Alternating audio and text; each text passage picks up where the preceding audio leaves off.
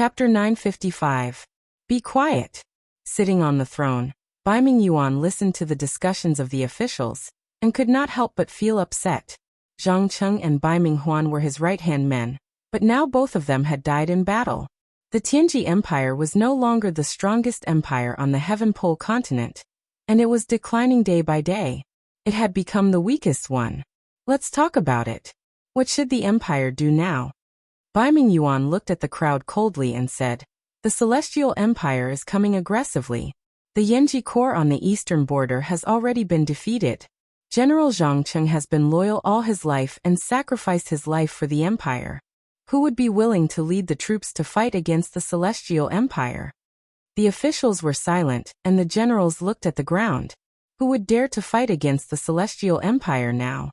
The Celestial Empire was said to have 5 million soldiers.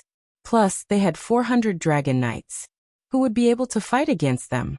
Most importantly, the Tianji Empire's expedition to the Shattered Cauldron world had consumed a lot of national power. Not to mention the 400,000 soldiers that died in battle. Most of the money and food in the national treasury had been used up. Adding the defeat of the Yanji Corps, the Tianji Empire didn't even have 400,000 soldiers now. How could they fight against the 5 million Celestial Empire? After a while, an old general cupped his hands and said, "Your Majesty, Lord Zai has led nearly 50,000 soldiers to Lingyuan County City. He should be fighting against the Celestial Empire now. With the ability of Lord Zai's Radiant Angel, I'm afraid it won't be easy for the Celestial Empire to take Lingyuan County City. Besides, Chen Yu must be afraid of the Radiant Angel's identity. After all, it's not easy to fight against the Heaven Realm." "Zai," Bai Mingyuan sneered. "King Lanji, don't forget that Zai is the Radiant Angel, the god of the Western Heaven Realm. The whole Celestial Pole continent is in the Western Heaven Realm's pocket.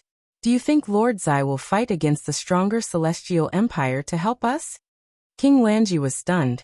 "Your Majesty, you mean Lord Zai will help no one?" "That's right. Lord Zai's mission in the mortal realm is to help the Celestial Pole continent destroy the Shattered Cauldron realm. Do you think he will participate in the internal war of the Celestial Pole continent?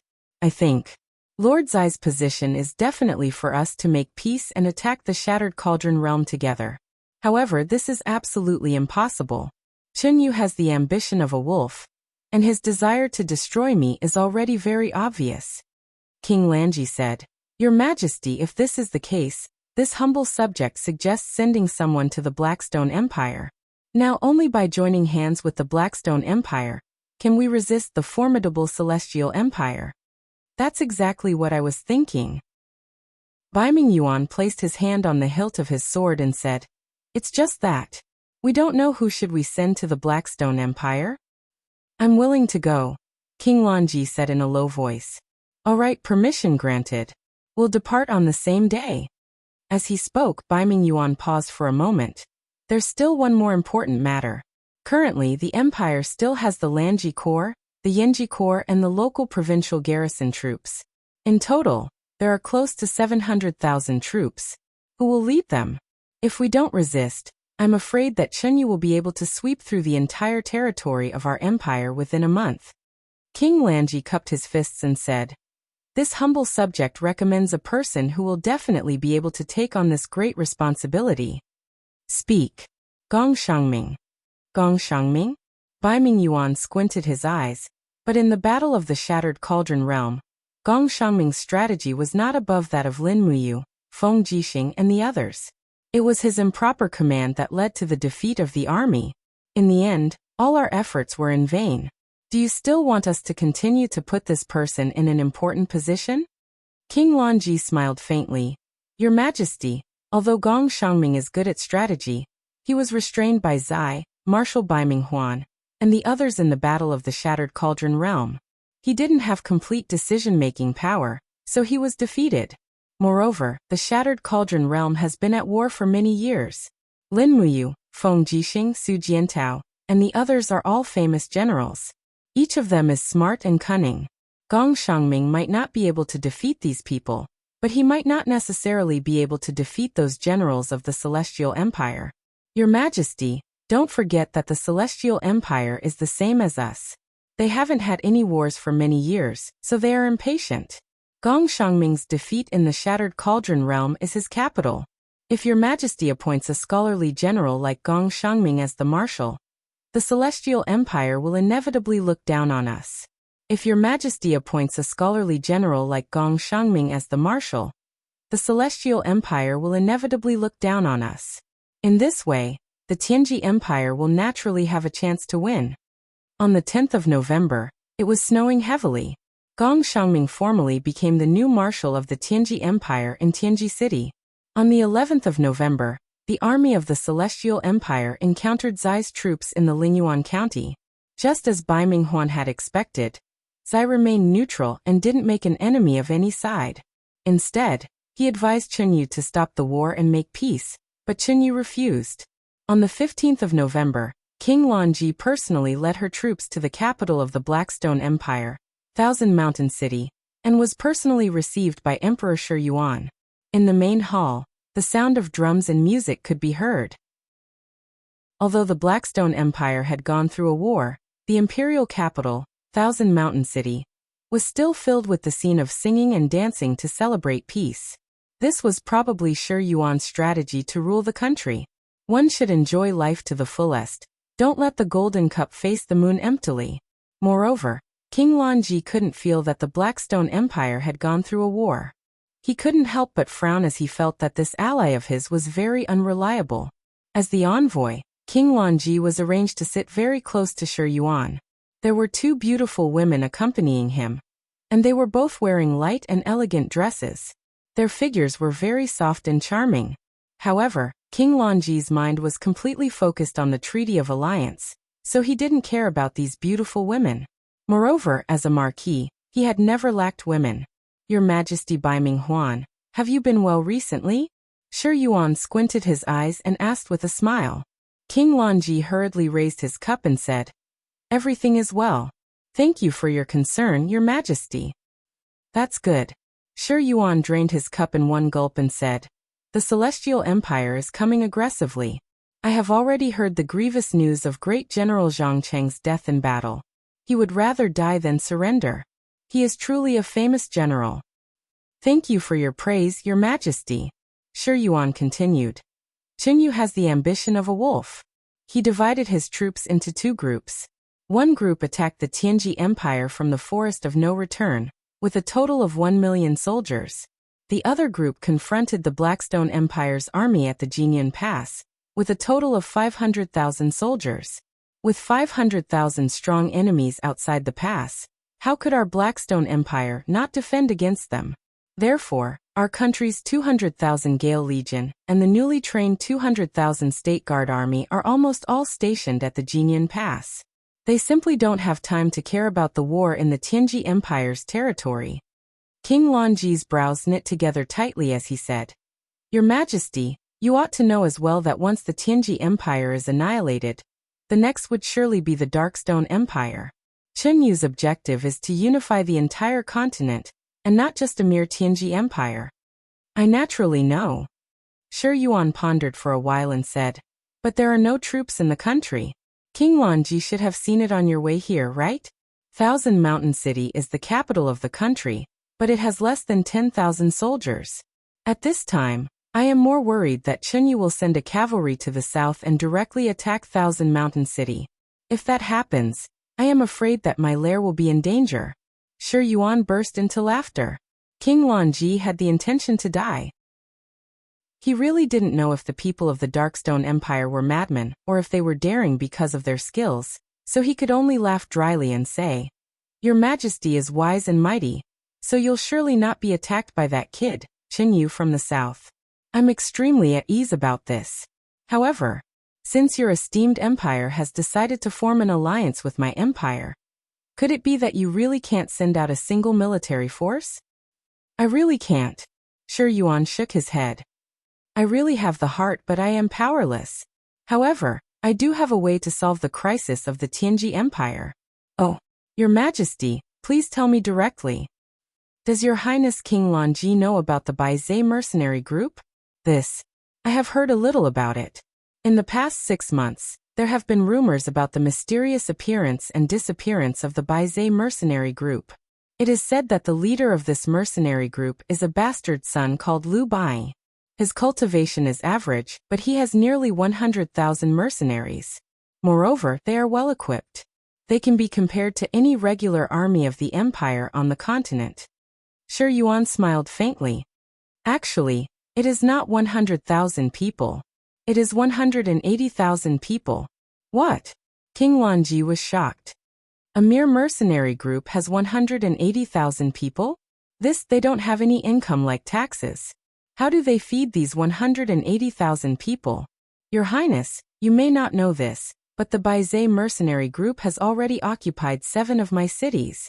Shi Yuan pounded the table and said, If I am not distracted, I will personally lead the army to destroy them. King Lanji blushed with shame. Then, Your Majesty, why did you mention the Baizé mercenary group to me? Shi Yuan smiled. Your Highness, you may not know this, but the real mastermind behind the Baizé mercenary group is not Liu Bai. Liu Bai's scheming, shrewdness, and strength are far from being able to create such a powerful mercenary group. Then who is it? Si Kongyao. What? King Lanji was so shocked that she sat up straight. How is this possible? Isn't Si Kongyao the granddaughter of Lord Si Kongming? How could she be the real master of the Baizé mercenary group? However, this is the truth. Shi Yuan said, I have already pointed out the path for Your Highness. If Your Highness can invite the Baizé mercenary group to participate in the war, these 180,000 elites can directly go north and attack the enemy together with your country's main force. Even if Chen Yu has millions of troops, he will still fail on the verge of success. Moreover, Si Kongyao is a person of your country. She has a good friend named Shang Qian. This Shang Qian's grandfather is the old General Zhang Cheng who died in the war. If King Lanji sends a letter to invite Miss Shang Qian to the Baizé mercenary group's camp to personally invite Si Kongyao to help in the war, the great event can be expected. King Lanji's thoughts were a bit chaotic. Your Highness, do you still want to wait? Shi Yuan laughed. Come, give King Lanji a pass token so that he can freely come and go in the territory of the Blackstone Empire. King Lanji finally couldn't sit still anymore. She stood up and said, There is no time to lose. Sending reinforcements is like putting out a fire. This humble king will leave first. Thank you for Your Majesty's suggestion. Then, we won't send Your Highness off. Leave. King Lanji left the banquet table with his attendants. After watching King Lanji leave, an old civil official immediately laughed and said, Your Majesty is wise and powerful. Not only can you send off King Lanji, if he can really invite Si Kongyao, we can also kill 2 birds with 1 stone and drive away the god of plague, Baizé mercenary group. That would be great. Shi Yuan's mouth raised. We will wait to reap the benefits. Chapter 956. On that day, a letter was sent to the north. It carried the only hope of King Baizé, and the only hope of the Tianji Empire. It seemed to be destined that only by cooperating with the Baizé mercenary group could they save the Tianji Empire. Fortunately, the real master of the Baizé mercenary group was Si Kongyao. As a person of the Tianji Empire, she should be able to help. On the 24th of November, the heavy snow blocked the road. However, in the heavy snow, a group of people was still coming. There were about 20 people riding on good horses of the Blackstone Empire. The horseshoes were the standard horseshoes of the Tianji Empire's army. The knight who was walking at the front had a slim figure. Although she was wearing a thick leather robe, it could still be seen that she was a graceful woman. In the heavy snow, several people raised torches on the official road. One of the guards shouted, Are you Miss Shang Qian? It's me. The woman lifted her cloak. Her delicate face was very bright under the light of the torches. However, her eyes were a little red and swollen. It was obvious that she was too sad. After all, her grandfather Zhang Cheng was the head of the family.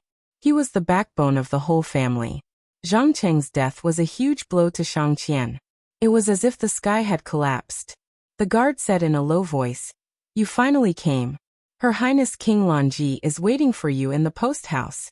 Rest for a night, and tomorrow we will leave for the Demon Palm Prefecture. You will be able to see Miss Si Kongyao before dark. Yao Shi has been here for half a year? Yes, Miss Shangqian. Now please follow me to see Her Highness. Okay. Although the post house was still cold, it was much better than the wind and snow. Shangqian entered the post house with her entourage. She immediately took off her robe that was covered with snow. The attendant in the post house quickly took out a new leather robe and put it on her. Under the escort of the crowd, this miss of the Shang family went straight into the reception hall of the post house. Greetings, Your Highness King Lanji. Shangqian performed a ladylike salute. King Lanji was sitting by the brazier. She stood up and said with a smile, Miss Shangqian has worked hard. Come and warm yourself up. The weather is too cold. I have ordered the courier house to prepare food and wine. You will soon be able to eat warm dishes. Thank you, Your Highness. Shangqian walked forward and sat on the chair opposite to King Lanji. Her eyes were slightly red as she said, Your Highness, did you call me here just to persuade Yao? That's right. King Lanji said, since Miss Si Kongyao can establish a foothold in the Devil's Palm Peaks and has nearly 200,000 troops, it shows that her ambition isn't small. My Baiming family doesn't have much face. I'm afraid that we have to ask Miss Shangqian to persuade Si Kongyao. But if you persuade sect leader Si Kongming, wouldn't it be more convenient? Miss Shangqian, King Lanji sternly said, the evil thieves of the Celestial Empire have invaded our border, killed our generals and seized our cities. Shouldn't every citizen of the Tianji Empire be working for the country?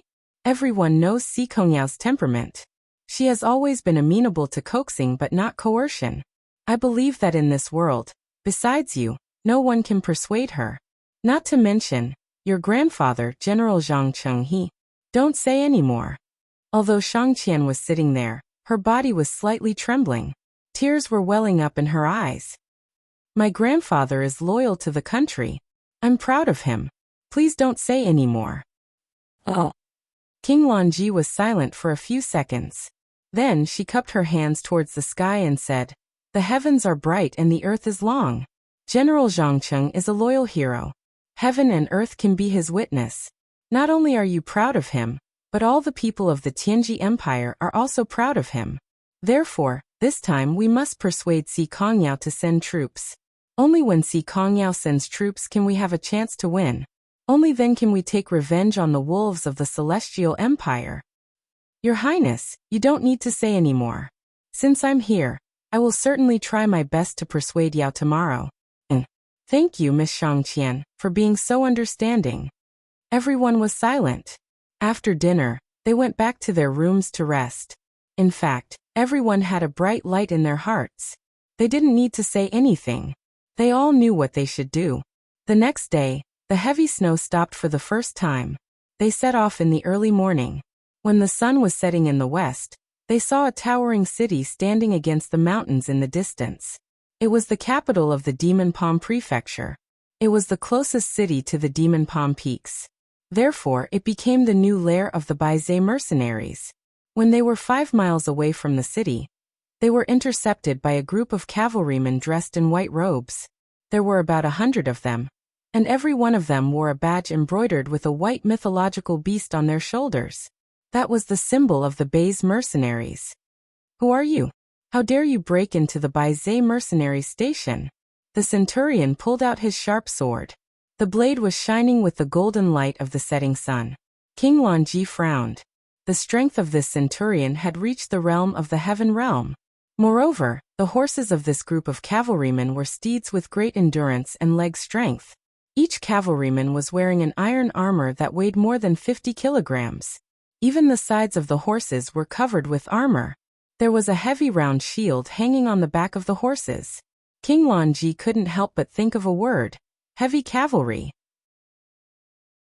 That's right, these 100 people were all heavy cavalry. King Lanji couldn't help but suck in a breath of cold air. The financial resources of the Baizé mercenaries could be seen from this. There were not many armies in the entire Celestial Pole continent that could be equipped with such a complete set of heavy cavalry. Even the main forces like the Lanji Corps and the Yanji Corps only had 10 to 20,000 heavy cavalry at most. However, What qualifications did the Baizé mercenaries have to have heavy cavalry? Heavy cavalry, the trump card of the plains. They weren't afraid of arrows and crossbow bolts. It seemed that there was really hope. Therefore, King Lanji cupped his fists and said, I am the left prince of the Tianji Empire, King Lanji. This is the young lady of the Shang family, Shang Qian. She is a good friend of the master of your Baizé mercenaries, Miss Si Kongyao. I have come to pay a visit to Miss Si Kongyao. Please take us to her. You are Miss Shang Qian? The centurion was stunned. Then he raised his sword and cupped his fists and said, Please come with me. Miss is in the city. She said that there are 2 people who came to see her. You don't need to report, and you can directly take them to see her. Miss Shang Qian is one of them. Thank you. Shang Qian squeezed out a smile and urged her horse to follow a group of heavy cavalry to the Devil's Palm Prefecture. Then she asked unwillingly, General, may I ask who the other person is? The centurion smiled. The former Qin king of the Shattered Cauldron realm, the current marshal of the Qin Empire, Madame Lin Muyu. Lin Muyu, Shang Qian pursed her red lips. She couldn't help but feel a sense of loss in her heart. Lin Muyu's heroic appearance appeared in her mind. Yes, it was that person who defeated Bai Minghuan and Bailey Qin in the Shattered Cauldron realm. It was also this person who caused the entire celestial pole continent to fall into chaos. Shang Qian was a little regretful. If she had taken the initiative back then, perhaps she could have kept this person, right? However, she changed her mind and smiled. How could that be possible? Would such an unruly and ambitious person stop for a woman? Probably not. After entering the Devil's Palm Prefecture, the Baizé mercenaries could be seen everywhere in this prefecture city. There were heavy cavalry, mounted archers, long spear soldiers, heavy shield soldiers, sword soldiers, and so on. The distinctions were clear, and the formations were strict. How could this be a mercenary group? They were simply much more elite than a regular army. King Lanji looked around while walking, and the more he looked, the colder he felt. A mere mercenary group could have such a fighting strength. It seemed that the era of the Tianji Empire was indeed about to pass. If they didn't seek flexibility, they would eventually be replaced. He clenched his fists, and suddenly a crazy idea came into his mind. Regardless of whether the Baizé mercenaries could send out troops or not, as long as the Celestial Empire was defeated, the Baizé mercenaries absolutely couldn't be left alive. Otherwise, it would inevitably become a big problem for the Tianji Empire. Please come in. There were also city gates in the city. After King Lanji, Shang Qian and the others passed through 2 city gates, they finally arrived at the so-called General's Mansion, the core area of the Baizé mercenaries. In front of the General's Mansion, there were 2 lifelike carvings of giant beasts. It seemed as if they would break out of the stone at any time and devour everything. They were incomparably majestic.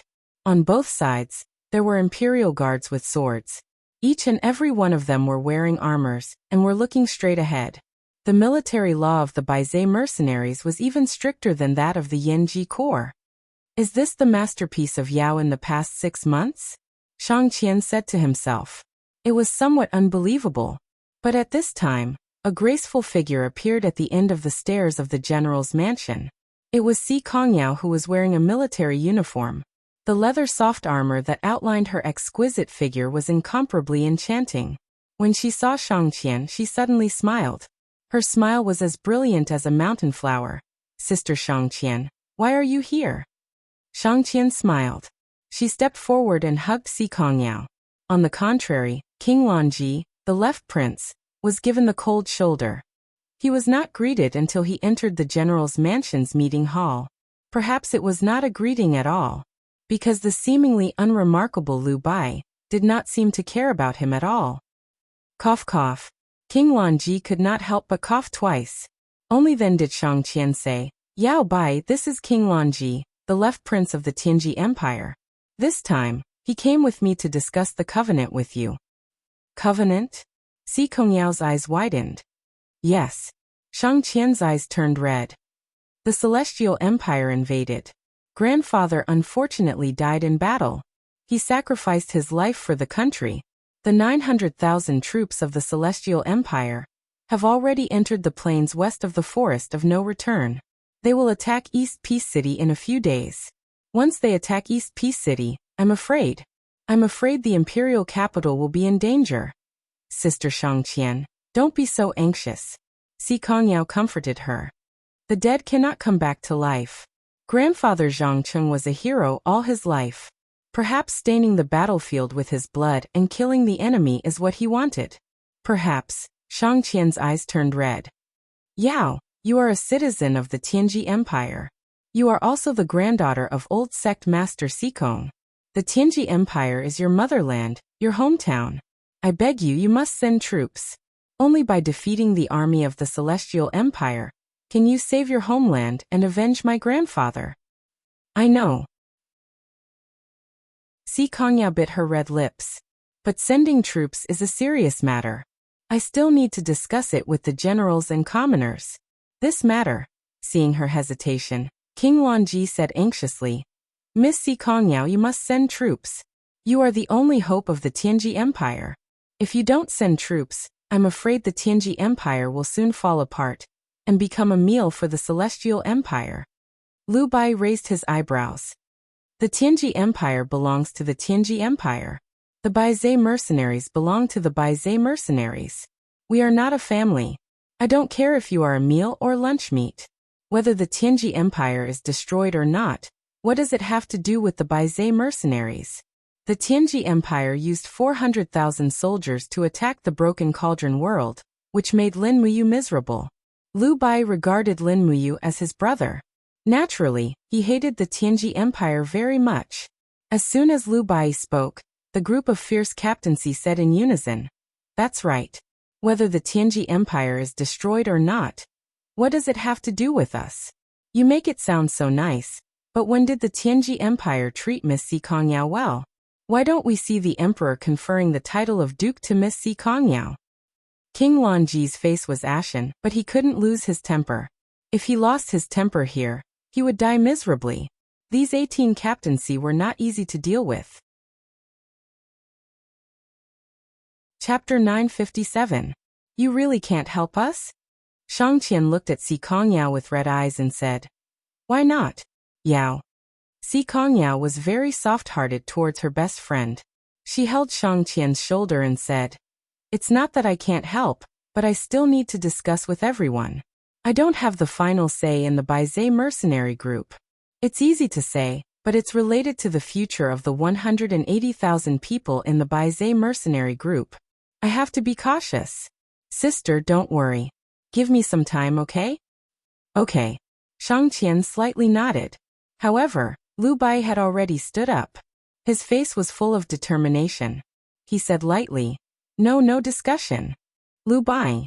King Wanji pounded the table and stood up. Are you the one who has the final say in the Baizhe mercenary group or Miss Si Kongyao? Don't be so aggressive. Don't forget, you are also a citizen of the West Mountain province of the Tianji Empire. Really? Lu Bai smiled faintly. But I don't remember the empire giving me any favor. Everyone wants to beat me and look down on me. Tell me, why should I work for such a country? You what? Lu Bai punched the table, making the tea set fly up. He said, In the past 6 months, we have been expanding. We have eliminated and merged more than 90% of the mercenary groups in the Blackstone Empire. We have also trained and eliminated inferior soldiers. What is it for? Is it to work for a noble like you? As he spoke, the veins on Lu Bai's face bulged. He laughed and said, Dream on. I am not your subject, and you are not my master. When my fist is bigger than yours and I have more military power than yours, why would I not become the emperor and kneel to a despicable person like you? King Lanji was so angry that her whole body was trembling, but she couldn't say anything. Si Kongyao said faintly, Lu Bai, speak less. What if you make Her Highness King Lanji angry? Lu Bai respectfully took a step back and knelt on one knee. His right fist naturally landed on the ground. He saluted and said, Yes, I understand. Shangqian was stunned. However, King Lanji's eyes shone brightly. He could see that Lu Bai's salute wasn't the salute of the celestial pole continent, but the standard military salute of the Shattered Cauldron realm. Moreover, along the way, He also discovered that the etiquette followed by the Baizé mercenaries was basically the same as the Qin Empire's army. You. King Lanji's face turned ashen as he said. You are from the Shattered Cauldron realm? Are you Lin Muyu's people? Lu Bai smiled and nodded. Yes, we are Qin Emperor Lin Muyu's people. We held it in for half a year and didn't say it out. Now I suddenly feel so carefree. Si Kongyao raised the corner of her mouth. Lu Bai, you talk too much. King Lanji retreated several steps, his face a little pale. Why? Why even Miss Si Kongyao betrayed the motherland? Why? Did I betray the motherland? Si Kongyao asked back with a smile. Your Highness, did I kill an innocent citizen of the Tianji Empire? Did I invade an inch of the Tianji Empire's land? I just established an army in the Blackstone Empire with my own ability. How can you say that I betrayed the country? Just now, I was thinking about using my people to reinforce the Tianji Empire. How can you say that I, Si Kongyao, betrayed the country? King Lanji was an influential figure in the imperial palace, but at this moment he didn't know what he was talking about. Si Kongyao pursed her red lips and said, Actually, the Tianji Empire is my homeland. I can't not save it.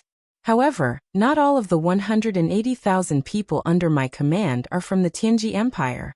I can't let them sacrifice their lives to fight in vain. So for the sake of Sister Shangqian's face, I agree to send troops. Really? Shangqian was overjoyed. King Lanji was also stunned. Miss, are you serious? Yes, but don't worry. I have conditions. What conditions? Please tell me. Si Kongyao moved her red lips.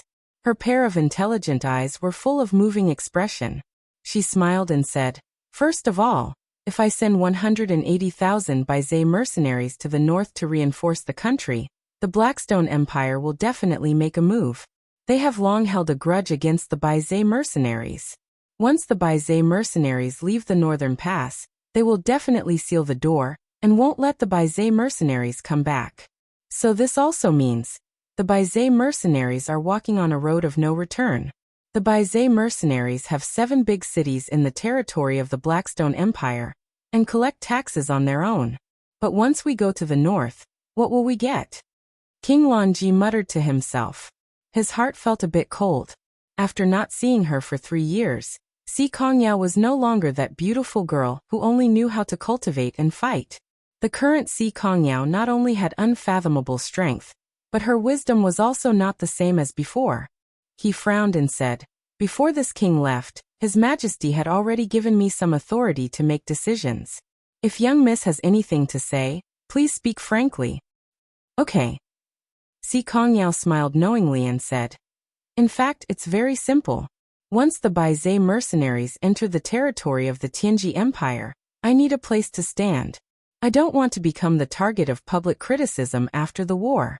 As the saying goes, once the cunning hare is killed, the hound will be cooked. My meaning? King Lanji should understand very well. I understand. King Lanji pondered for a while and said, Miss, the route of your army must be going out of the northern pass and passing through the West Mountain province. Then, they will attack the army of the Celestial Empire in the East Peace province. Then, I can decide on behalf of His Majesty to divide the 7 states and counties in the south of the West Mountain province to the Baizé mercenaries. You can station in the cities. The local prefectures will also directly hand over the collected taxes to Miss, so as to supply the Baizé mercenaries. Only 7 states and counties. Si Kongyao couldn't help but laugh.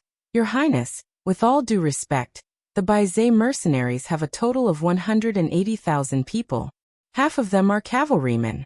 If each person is equipped with 2 blades, there will be a total of 360,000 weapons and 360,000 sets of armor. Even if there are at least 100,000 grooms, I'm afraid that a trifling 7 states and counties can't support such a huge army. Your Highness, don't forget that we are mercenaries. The reason why we could survive in the Blackstone Empire was because we plundered everywhere. Does Your Highness want us to plunder everywhere in the Tianji Empire? Even 7 states and counties can't do it? Then, how much does eldest Miss want? King Lanji's eyes sparkled. Si Kongyao nodded and smiled shyly. Actually, Shiping City, the capital of the Xishan province, is also one of the famous cities in the continent. It has abundant taxes and a strong city. If your highness doesn't mind, Yao is willing to guard Shiping City for the empire. What? King Lanji was shocked. The Baizhe mercenaries want Shiping City. Why? Can't we? Lu Bai raised his eyebrows and said. The 18 captaincy held a meeting and stood up together. What? You can't even do it, yet you still want us to send troops and sell our lives for you. Under the great power, King Lanji's imposing manner suddenly weakened. He gradually understood that ever since he and Shang Qian had stepped into the general's mansion, they had fallen into a trap. Lu Bai and Si Kongyao were obviously performing a two-man show, and he only realized it now, but it was too late. Si Kongyao's smile was very sweet. She said, Your Highness, you can decide on your own. However, Yao wants to remind you that if you grant me Shiping City, the Tianji Empire might get peace. But if you don't grant me Shiping City, the Tianji Empire won't just lose Shiping City. Perhaps Dongning City, Huiyuan City, Tianji City, will soon become Chenyu's temporary imperial residence.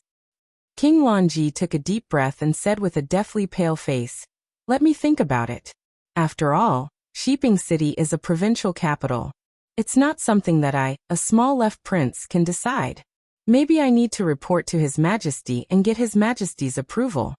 Si Kongyao smiled faintly and said, That's good. We will wait for your highness's reply at the Devil's Palm Peaks. But I don't know if Dongning City can withstand the attack of Chenyu's army. Even if they spur their horses at full speed, it will take more than 10 days for your highness to come and go from Tianji City. Please think twice. King Lanji became silent and sat there dejectedly. After a long while he raised his head and said, I have the royal order given by His Majesty.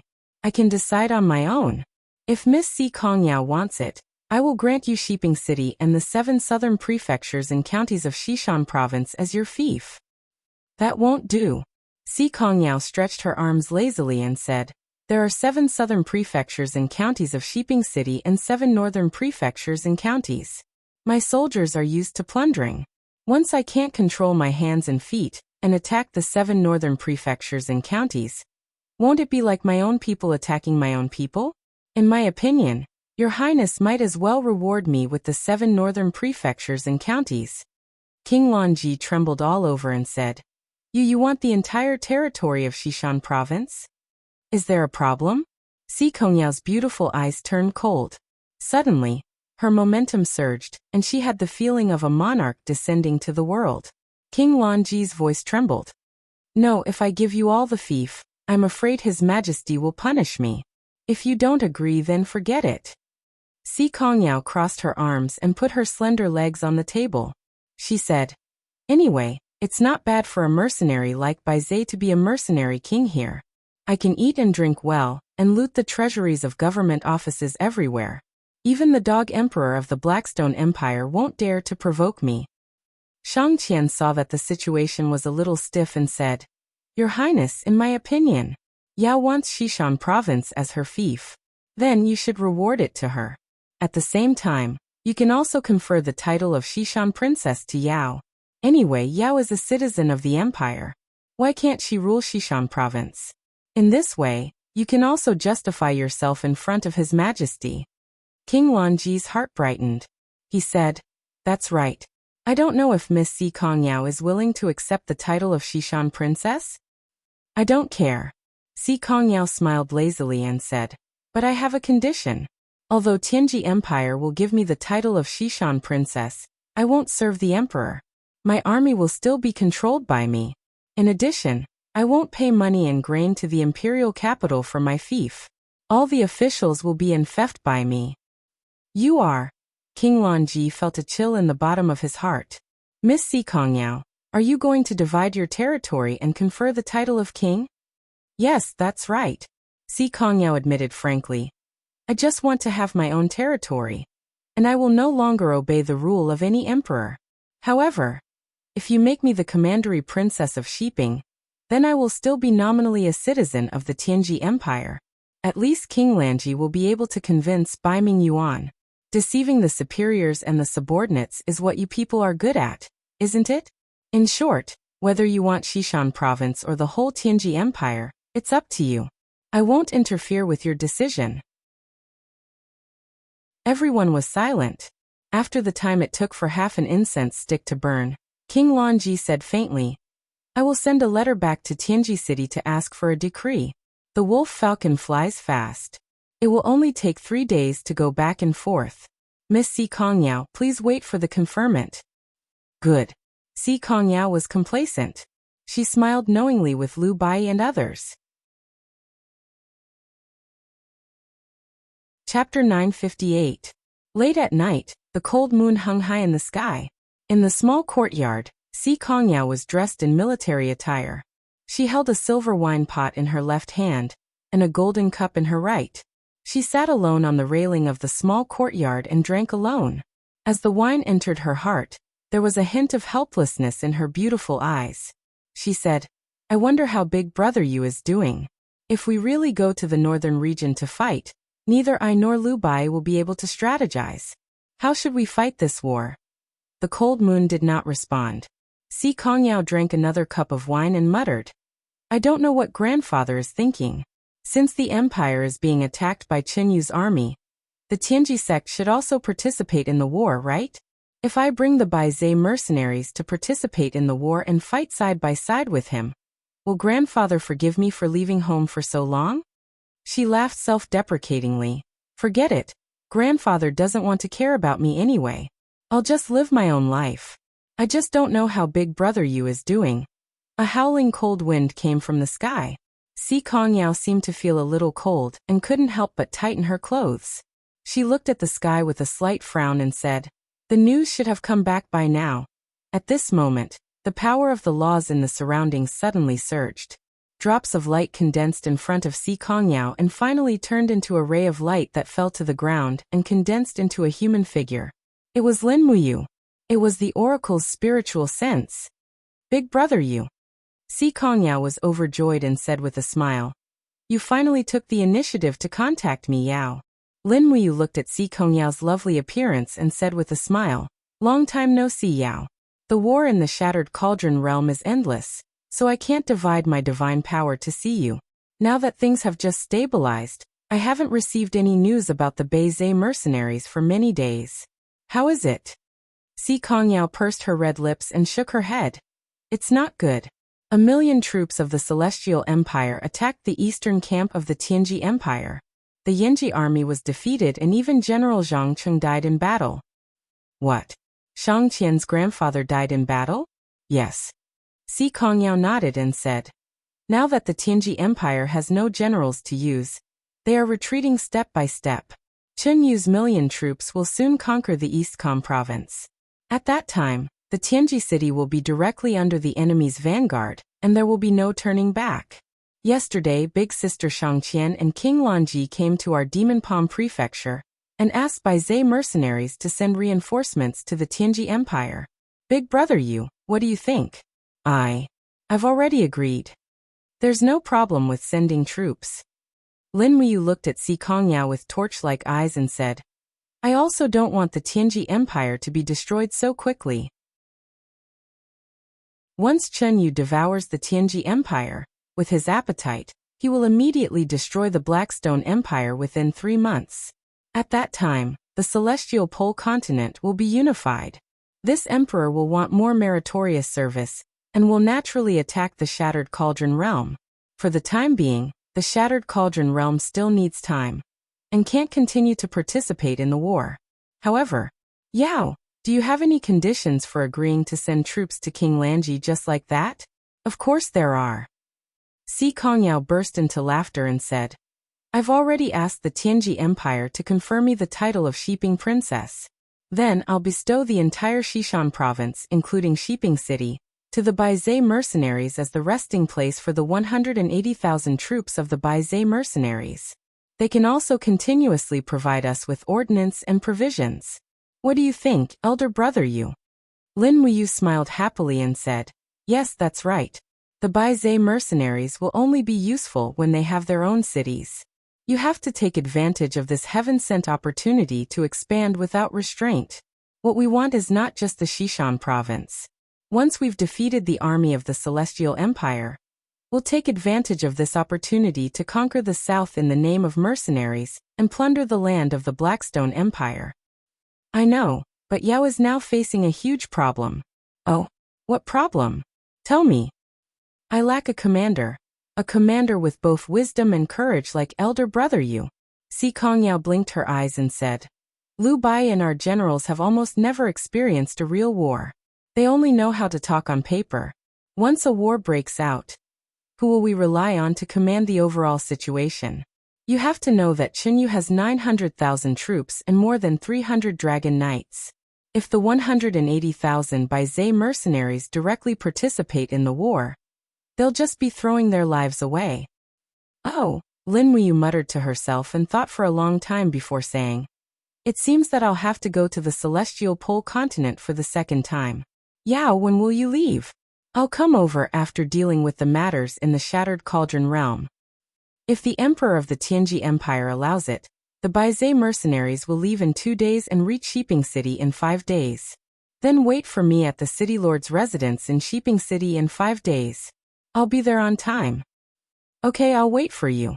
Si Kongyao giggled. I haven't seen you in a long time. I miss you. Lin Muyu was stunned.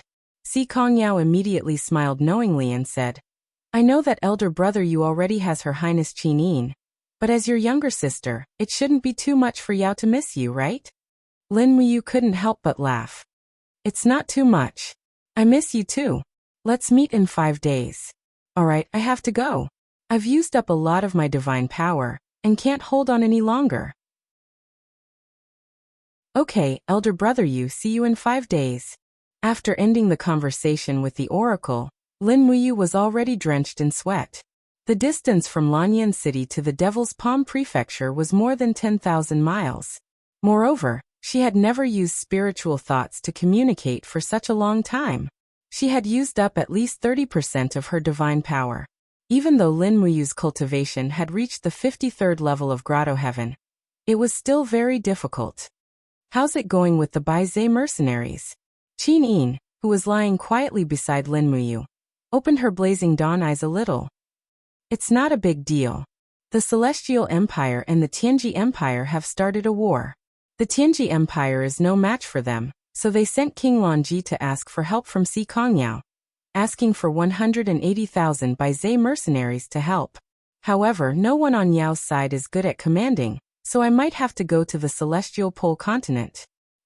On the other side, Tang Xiaoxi, who was holding Lin Muyu's left hand tightly, was a little surprised. You want to go to the Celestial Pole continent? Yes, Xiaoxi, your internal injuries are almost healed. I need to go there. After all, I left Si Kongyao and Lu Bai there, so I have to be responsible for them. Moreover, the Baizhe mercenaries are very important to the Empire. They are an important chess piece for us to counterattack the Celestial Pole continent, which is equivalent to our advance army. Isn't it too dangerous? Qin Yin blinked her eyes and said, The people from the Celestial Empire and the Tianji Empire are not easy to deal with. Si Kongming, Han Yuan, Longxi and the others are all consummate god emperors above the 90th level of Grotto Heaven. Once elder brother Yu is targeted by them, I'm afraid you will be in danger. It's better. Xiaoxi and I go with you. If we go together, it will be more dangerous. There will be no one in Lanyan City. Aren't General Feng and Ayen there? Qin Yin explained. Besides, all the major events in the country are basically decided by the Congress. Military affairs can wait for you to come back. I talked with Uncle Qin Xiao for a long time yesterday afternoon. He revealed his true feelings and doesn't want to be controlled by the feudal princes of the Congress. So even if I'm not in Lanyan City, nothing will happen. On the contrary, it's too dangerous for you to go to the Celestial Pole continent alone. Isn't it better for me and Xiaoxi to go with you? Tang Xiaoxi also smiled faintly and said, That's right. Didn't we agree that the three of us will not be separated in the future? It's fine if we don't separate. Lin Muyu was a little helpless. We'll leave in 3 days. We'll go to the Tongtian Gorge to see the potato garden planted by Lulu first. Then we'll fly to the celestial pole continent to meet Si Kongyao and Lu Bai. Well, that's for the best. I'll also explain the matters in the court. Shengguan Jingyue will handle the small matters for me. What about Terralin and the others? They're in closed-door training and won't come out for 2 or 3 months. I'm thinking that when the time is right, I'll send them back to the Western Divine Realm. After all, that's where they belong. It's just that I can't sense Sister Hyan's aura recently. Qinin frowned and said, I don't know what happened in the Western Divine Realm. Lin Muyu held her shoulders and said, Don't worry, Xiaoyin. Shi Yan is a seraph and a great perfection divine emperor of 99 heavens, a legendary seraph. She will be fine. At least no one in East Heaven can kill her. Those who can kill her won't, unless it's ruler Claude, but Claude won't. Who will cut off their own arms. Yeah. Lin Muyu's words made Qinin feel a bit more at ease. She raised her head and looked at Lin Muyu saying, Big brother you, after we unify the world, we must go to the Western Divine Realm to look for Sister Hyan. I owe her too much. I also owe her a favor. Lin Muyu nodded and said, She sent you back. Otherwise, I'm afraid I won't be able to see you again. Yeah. 2 days later, a wolf falcon landed in the county city of Demon Palm Prefecture. After a long time, King Lonji respectfully held an imperial edict and went to the general's mansion. Meanwhile, Shang Qian and a group of attendants looked solemn. Seeing the imperial edict was like seeing the martial Saint Emperor, Baiming Yuan.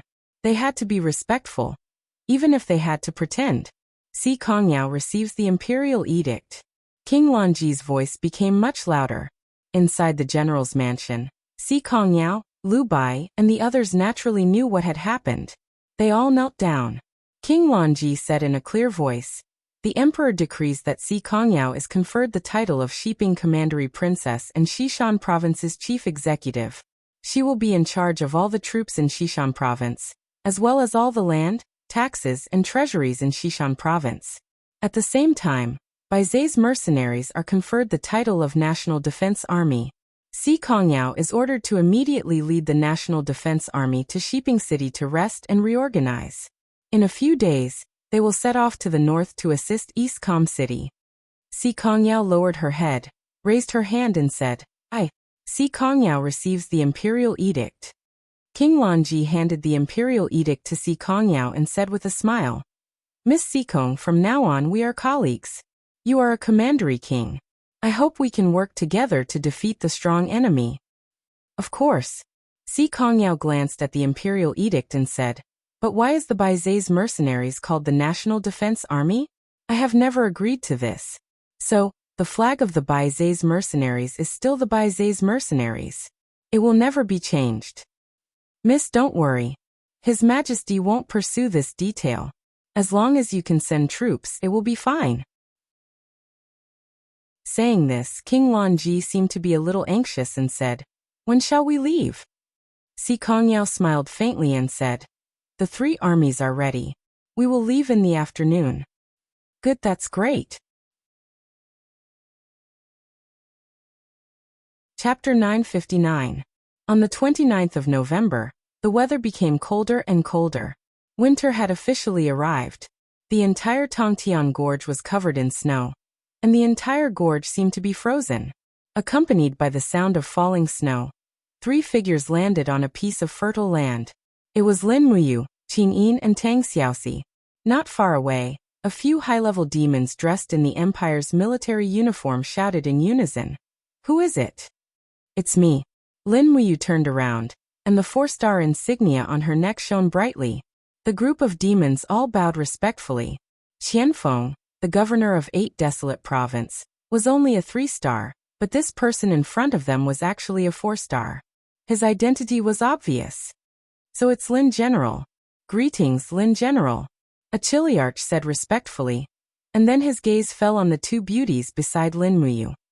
Oh, they are Royal Highness Yin and Princess Shi. The Chiliarch knelt for the 2nd time. This subordinate has eyes but failed to see. Greetings, Royal Highness Yin and Princess Shi. Where's Marshal Qianfeng? Qinin asked. This subordinate will inform the marshal immediately. The horse disappeared into the snow. Not long after, Qianfeng's figure broke through the air, and he smiled respectfully. You're here? Yes. Show us the plantation, Marshal Qianfeng. Qinin smiled. Yes, Your Highness, this way please. The four of them flew close to the ground. The water in the ditch had already frozen, but the water underneath was still rapid. After crossing the river, there was an entire plantation in front of them. It was all plastic sheds, and the sheds were about a meter high. Even if humans bent their bodies, it would be difficult for them to squeeze in. However, it was different for the worker ants. They could come and go as they pleased. Opening one of the sheds, Lin Muyu looked down and saw that the potato germs inside were about 20 centimeters high. They were lush, and she couldn't help but smile.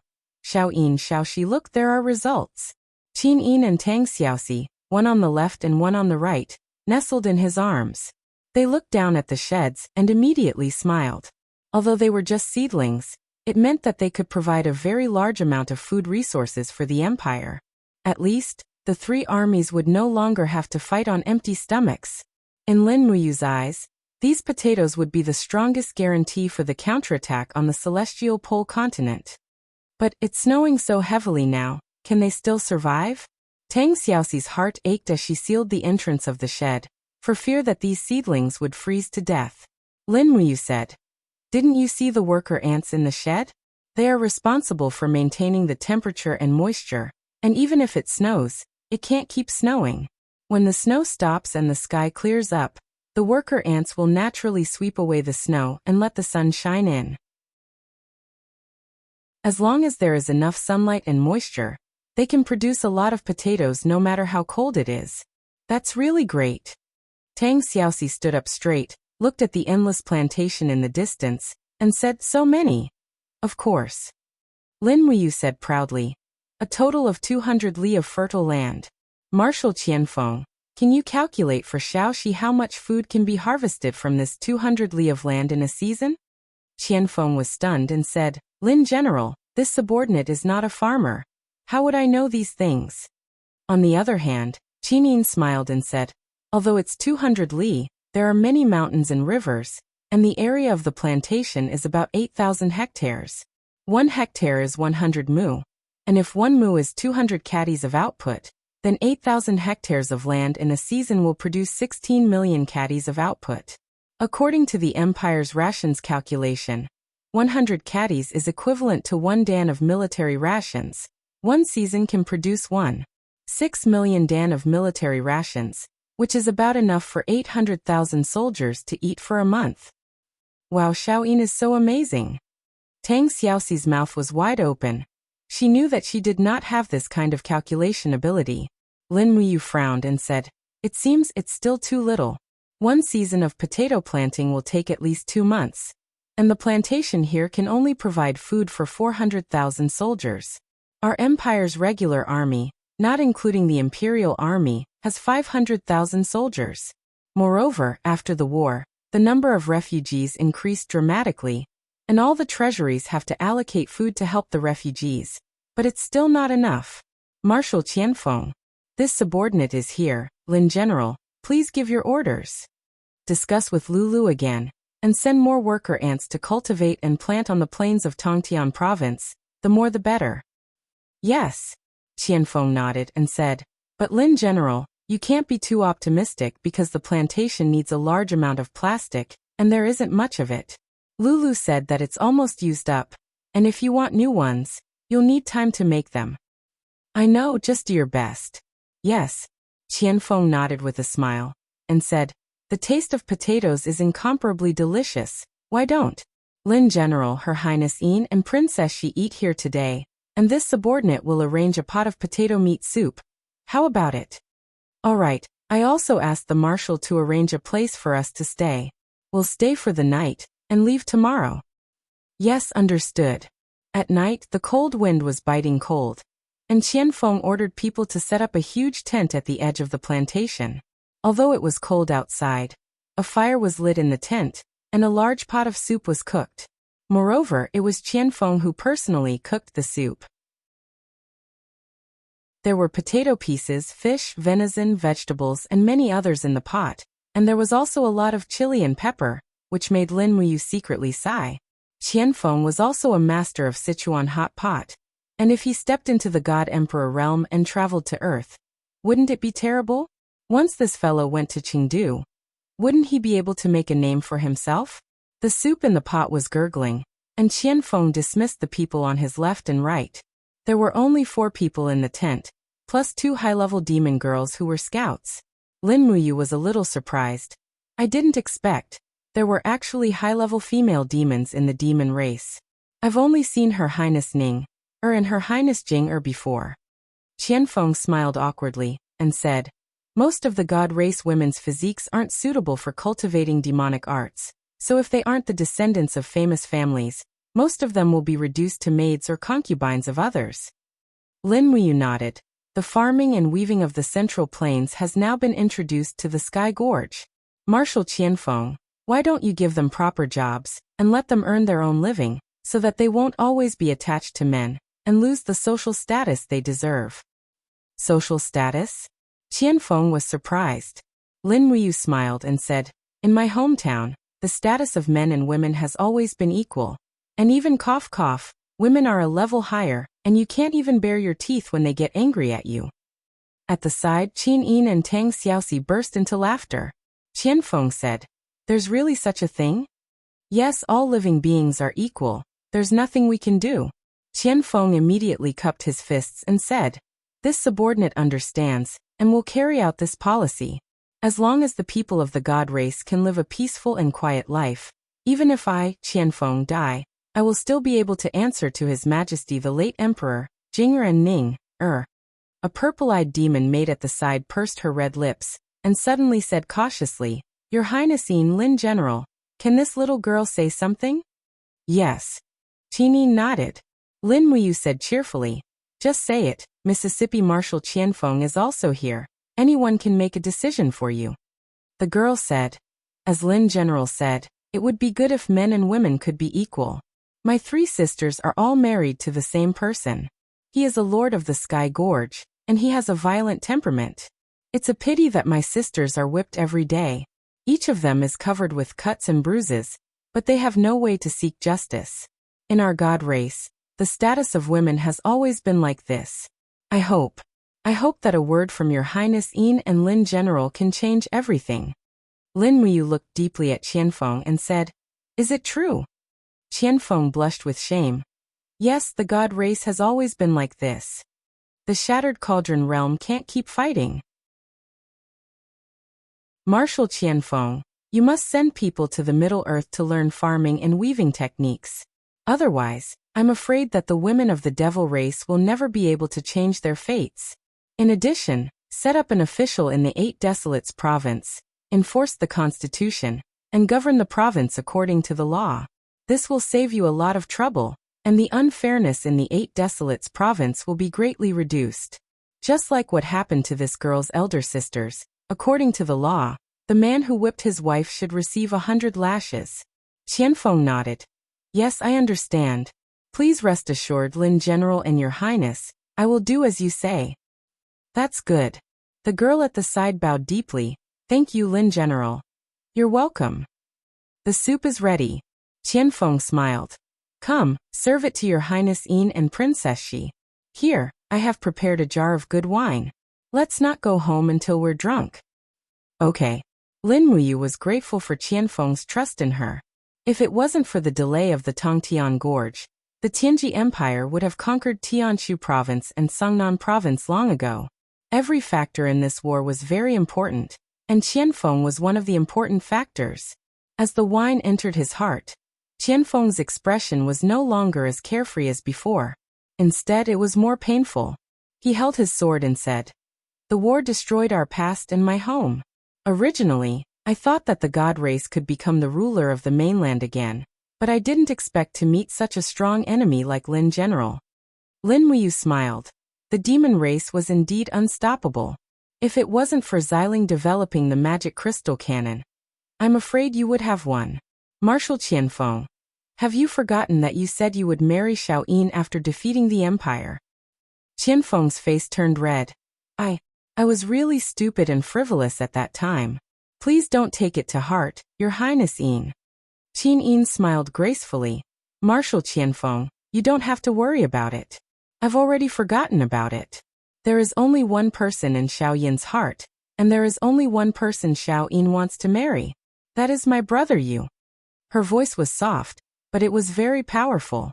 Lin Muyu held her little hand and said, Marry, marry, marry. When I return to my hometown and bring you to see my father, I will marry you. Tang Xiaoxi looked at her quietly. Although Lin Muyu was drunk, she was not completely drunk. She hurriedly said, And Xiaoxi, marry them together. Tang Xiaoxi's cloudy mood turned into a sunny one. Lin Muyu didn't dare to be careless again. Last time, the two goddess-like beauties got jealous and pierced through half of the sky of the empire. That was why there were 5 years of 3 kings' rule. This time she must handle it well. Qianfeng sat at the side enviously and continued to drink. But he was afraid that when the wine entered his heart, it would only make him more depressed. In one's life, there will always be obstacles. Some people can get over it, but some people can't get over it for the rest of their lives. But if you get over it, why do you have to get over it? It's better to have someone living in your heart than to be alone. Chapter 960. In the blink of an eye, December arrived. The weather was getting colder and colder. Most of the 12 provinces in the Shattered Cauldron realm were covered in heavy snow. The celestial pole continent, which was connected to the Shattered Cauldron realm, was also covered in heavy snow. Shiping City was one of the famous cities of the Tianji Empire. It was rich in resources and had a sturdy city. However, Shiping City seemed to be empty at the moment. All the guards had been transferred away, leaving behind only a group of old and weak soldiers. Even the soldiers guarding the city gates were old men wrapped in cotton clothes. At a glance, one could tell that they were at least 50 years old. If they were in the Shattered Cauldron realm, such people would have long retired. Amidst the curtain of snow, 3 silhouettes meandered over. The man walking in front was wearing a black cloak, but the hood of the cloak had already been flipped down. His handsome short hair was covered with a lot of snow, and under his sword-like eyebrows, his eyes shone with a penetrating light. That was not a gaze that was harmless to humans and animals, but a gaze of wisdom that could see through everything in the world. Behind the young man were 2 women dressed in civilian clothes. Although they were simple and plain, they couldn't hide their stunning beauty. When the 3 of them arrived at the city gates, several seasoned guards couldn't help but take a few more glances at them. Kid, where are you going? A seasoned soldier walked forward with a saber in his hand. He looked up and saw the hilt of a sword protruding from the back of Lin Muyu's cloak. It was obviously a sword, and a good one at that. Lin Muyu said respectfully, Sir, I come from Bailey County in the south. I came to Shiping City to visit my relatives. My father is an accountant in this city's Chamber of Commerce. Oh, what Chamber of Commerce? The seasoned soldier asked. Lin Muyu answered without hesitation, the Pingjin Chamber of Commerce. Fortunately, they had made thorough preparations before they came. Oh, the Pingjin Chamber of Commerce isn't a small chamber of commerce. Your father must be a well-known figure in the city. The seasoned soldier glanced at Qin Yin and Tang Xiaoxi behind Lin Muyu and asked, What about these 2? Lin Muyu was about to say that they were 2 concubines, but unexpectedly, Tang Xiaoxi smiled and answered, We are his cousins. Oh. The veteran carefully looked at Qin Yin's stunning appearance. Although her head was covered by a cloak, she was still stunning. The veteran frowned and said, Why are her eyes closed? Lin Muyu hurriedly explained, My cousin suffered from an eye disease 2 years ago, and she can't open her eyes anymore. So this time, I came to find my father to ask for a coin to treat my cousin's eye disease. When her eye disease is cured, we can get married. The veteran couldn't help but laugh. Young man, you're so lucky. These 2 cousins are both stunning beauties. It really makes one jealous. Go in. Be careful, the empire is at war. Recently, there have been many bandits harassing the people around Shiping City. After you get the money, hire a few people from the dojo before you go back. Yes, thank you for your concern, sir. Lin Muyu held Qin Yin's hand and led her and Tang Xiaoxi into the city. They passed through safely. It seemed that the security in Shiping City was no longer as strict as before. It was no wonder that the Tianji Empire was at war. They had used almost all of their power to fight the Celestial Empire in East Com Province. The security in Shiping City was definitely not as good as before. After entering the city, they asked around and found out that Si Kongyao's army had not arrived yet. However, it seemed that the outpost had already reached Shiping City in the morning. It was unknown when Si Kongyao and Lu Bai would arrive. It was Qin Yin and Tang Xiaoxi's first time in a foreign land, so they were very curious. It was already dark when they checked into the inn. Lin Muyu borrowed 2 umbrellas and brought the 2 cousins to enjoy the night view of Shiping City. Shiping City was rich and prosperous. After nightfall, it became even more prosperous. Although it was snowing heavily, red lanterns were lit in front of the shops. Restaurants, brothels, casinos, chambers of commerce, and gold shops were all open for business. There were many restaurants and restaurants. Their noses were filled with the aroma of wine and food. It was hard to resist. Lin Muyu held an umbrella for Qin Yin. She put her arm around her shoulder and walked in the snow with her. She said, "We've been flying for 2 days and stayed on the island in the East Sea for a long time. We haven't had a good meal yet. Why don't we rush to enjoy the night view? Let's fill our stomachs first. I think the restaurants here are pretty good." Qin Yin nodded and smiled. I'll listen to brother you. Tang Xiaoxi pointed to a nearby restaurant with a red signboard. There's a restaurant called 1,000 Fragrances. Why don't we go there? That's a brothel, not a restaurant. Ah, doesn't the name have the word fragrant? Yes, that's why it's a brothel. Tang Xiaoxi could not help but blush. Why would I think of that? Lin Muyu held back her laughter. Let's go to the restaurant opposite 1,000 Fragrances. After they entered the restaurant, the waiter immediately welcomed them. He took the umbrella and smiled enthusiastically. "Young master, ladies, would you like to eat and drink? Please arrange a table with a good view. Sorry for the trouble. All right, please follow me." Upstairs, the table was located on the side of the street. What was rare was that the window was carved out of crystal. It was as transparent as glass, allowing one to have a panoramic view of the street outside while maintaining the warmth inside. There were 2 heaters placed beside the table, which was very thoughtful. Lin Muyu glanced at the menu and was stunned. It was really expensive.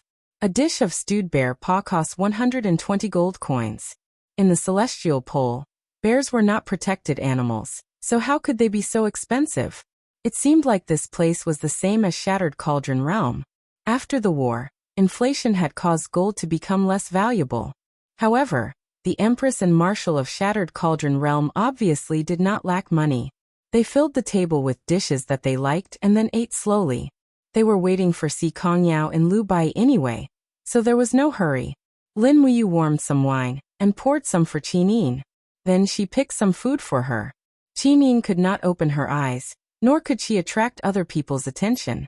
Therefore Lin Muyu took very good care of her, almost making Tang Xiaoxi jealous.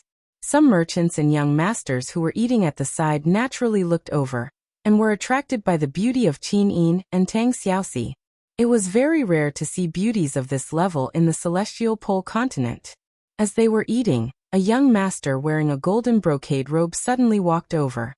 He waved the fan inlaid with purple crystals in his hand, and 2 servants immediately moved a chair over. After the young master sat down, his eyes kept staring at Qin Yin and Tang Xiaoxi. He felt that he liked both of them and felt very uncomfortable. "What are you doing?" Lin Muyu suddenly looked at him, and felt that it was a little troublesome to have another person at the table. The young master said, "I am happy to sit here. What can you do to me?" Lin Muyu frowned. "Are you looking for trouble?" The young master laughed loudly. "That's right, I am looking for trouble. What can you do to me?" Lin Muyu used her chopsticks to pick up a piece of pork rib, and carefully placed it on Qin Yin's plate. She said gently, "Eat more." Qin Yin smiled and nodded. "Okay." The young master could no longer stand Lin Muyu's indifference. He stood up and said, "Brat, are you blind? Can't you see that I am here?" "So what?" Lin Muyu said plainly. The young master slammed his fan on the table and said, Forgive me for being blunt, but you are not fit to sit with these two ladies. If you know what's good for you, get out of here. I will treat them to this meal. She had seen too many people like this in this plane. Lin Muyu said, if I am not wrong, this young master is the son or grandson of the city lord or governor of Sheeping City. Otherwise, he would not be so arrogant. The young master's face was cold. What nonsense are you spouting? I am Jing Nan, the nephew of the governor of Sheeping City, Jing Shou. Brat, you are so arrogant. Do you know that half of the 3,000 soldiers guarding Sheeping City are my men? I don't know. I am not interested in you. Get out of here, Lin Muyu said plainly. How dare you? Jing Nan was furious. He grabbed his fan and whipped it at Lin Muyu's face. This fan was made of metal. Once it hit, it would definitely leave a scar. Jing Nan felt that his looks were not bad, but compared to the brat in front of him, he was much softer. In a moment of jealousy, he only wanted to smash Lin Muyu's face before anything else. Pung. Before the fan could even touch Lin Muyu's face, it was bounced off. A golden light flashed. It was the god's wall. Jing Nan immediately bled from the impact. His face was ashen as he retreated. He shouted, this brat is a tough nut to crack. Attack him together and kill him. I will take responsibility for any trouble. Immediately, the 7 or 8 people who had been eating stood up, drew their weapons and rushed over. It seemed that they were Jing Nan's guards.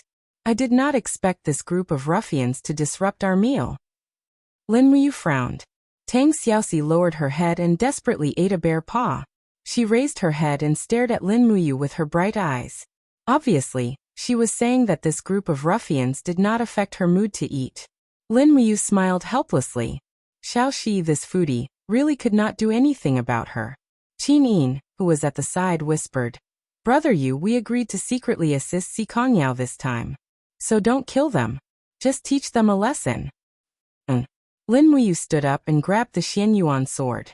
Without unsheathing it, her figure flashed past. The hilt of the sword heavily hit the abdomen of a guard, sending him flying. Then she lifted her foot and kicked another guard. Her movements were smooth and smooth. Within 5 seconds, the group of people were all lying on the ground begging for mercy. Lin Muyu did not even use her supreme divine power or Do Qi. She only used her strong physique to deal with this group of mortals. You wait. Jing Nan's face was swollen, but his eyes were full of resentment. Don't leave if you have the guts. Wait for me to call for reinforcements. Stop. Lin Muyu said coldly. What do you want? Didn't you say that you want to treat these two ladies to a meal? Waiter, this young master Jing Nan wants to pay for us. You know what to do. The waiter looked at Jing Nan blankly. Jing Nan gritted his teeth. Put it on my bill. Lin Muyu returned to her seat. It felt good to have someone paying the bill. She picked up the stewed bear paw soup and took a sip. She couldn't help but be in a good mood. Wow, it smells so good. Qinin chuckled and closed her eyes. Her long eyelashes trembled slightly. Brother Yu, Si Kongyao and the others are here. On the street, under the illumination of red lanterns, a group of soldiers slowly entered Sheeping City. Everyone had the same emblem on their arms. That was the image of the divine beast Bai Zhe. The girl riding a tall horse at the front was none other than Si Kongyao. Chapter 961. Are we going down to see Si Kongyao now? Tang Xiaoxi asked. No. Lin Muyu shook her head and said, we agreed to keep it a secret. Look at the streets. The prefectural governor's men are already there to welcome us. If we go down to see Yao, we will definitely be recognized. I don't want Chen Yu, Gong Shangming, Duo La, and the others to know that we have also come to Tianji Empire. And then when are we going to see? A little later. We will wait for Yao to come find us. To everyone's disappointment, Jing Nan didn't come back to seek revenge. He didn't come back even after Lin Muyu and the others had finished their meal and left the restaurant. It seemed like Sheeping City really didn't have many soldiers left. After returning to the relay station, they didn't rest but continued to cultivate. In order to become stronger, Lin Muyu, Qin Yin, and Tang Xiaoxi didn't slack off for even a single day. They each cultivated their own laws. Lin Muyu's cultivation of the Supreme Godhead was slow, but Qin Yin and Tang Xiaoxi's cultivation had made significant progress. One had the Overgod Godhead, while the other had the Immortal Godhead. The power of light and fire had become more profound, which was gratifying. A sparkling Godhead slowly rotated in his palm, turning into strands of divine power that surrounded the three of them. This Godhead came from Bailey Qin, so it was easy to imagine how pure a God Emperor's Godhead was. If it was cultivated by one person, it would be impossible to completely refine it. Fortunately, Lin Muyu was used to cultivating with Qin Yin and Tang Xiaoxi. Therefore, the three of them could refine and absorb the power of the Godhead together, which made this Godhead much more valuable. But even so, the powerful divine power contained in the Godhead couldn't be completely refined in 1 or 2 tries. In the past half a month, the three of them had been refining it constantly, but this Godhead still had about half of its spiritual power stored. Slowly, after they finished cultivating, they still had Han Shu and Baiming Huan's Godheads to refine. As for Fu Yu and the others' Godheads, they had already given them to Feng Jixing, Wei Chou, and Situ Senator. As for Fu Yu and the others' Godheads, they had already given them to Feng Jixing, Wei Chou, and Situ Senator. After an unknown period of time, a voice suddenly appeared in Lin Muyu's EC. Big brother Yu, are you still there? Lin Muyu replied. Yao, I'm on the 2nd floor, room number 1. Okay, I'll be right there. Lin Muyu stood up and said, Xiaoyin Xiaoxi Yao is here. The two beauties immediately tidied up their clothes. This was their first official meeting with Si Kongyao, so they had to be formal and dignified. They didn't want others to think that the Shattered Cauldron Realm's Great Empress and Princess Funguo were too vague. Creak. The room door opened and Si Kongyao, dressed in martial attire, stood at the door. She looked at Lin Muyu with a smile and said, Long time no see. And long time no see. To Lin Muyu's surprise, Si Kongyao threw herself into his arms and said with a bell-like smile, Big brother Yu, I missed you so much. You're finally back. Shoo.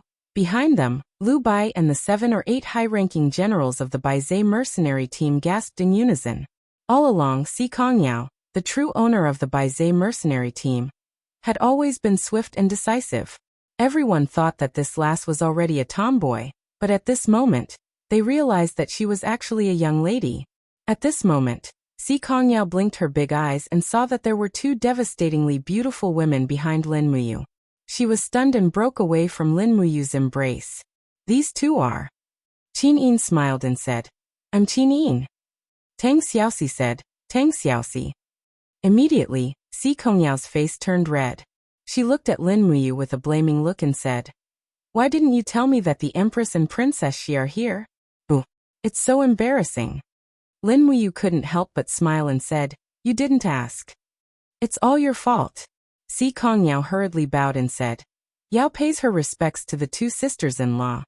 When she said this, Qin Yin and Tang Xiaoxi were instantly elated.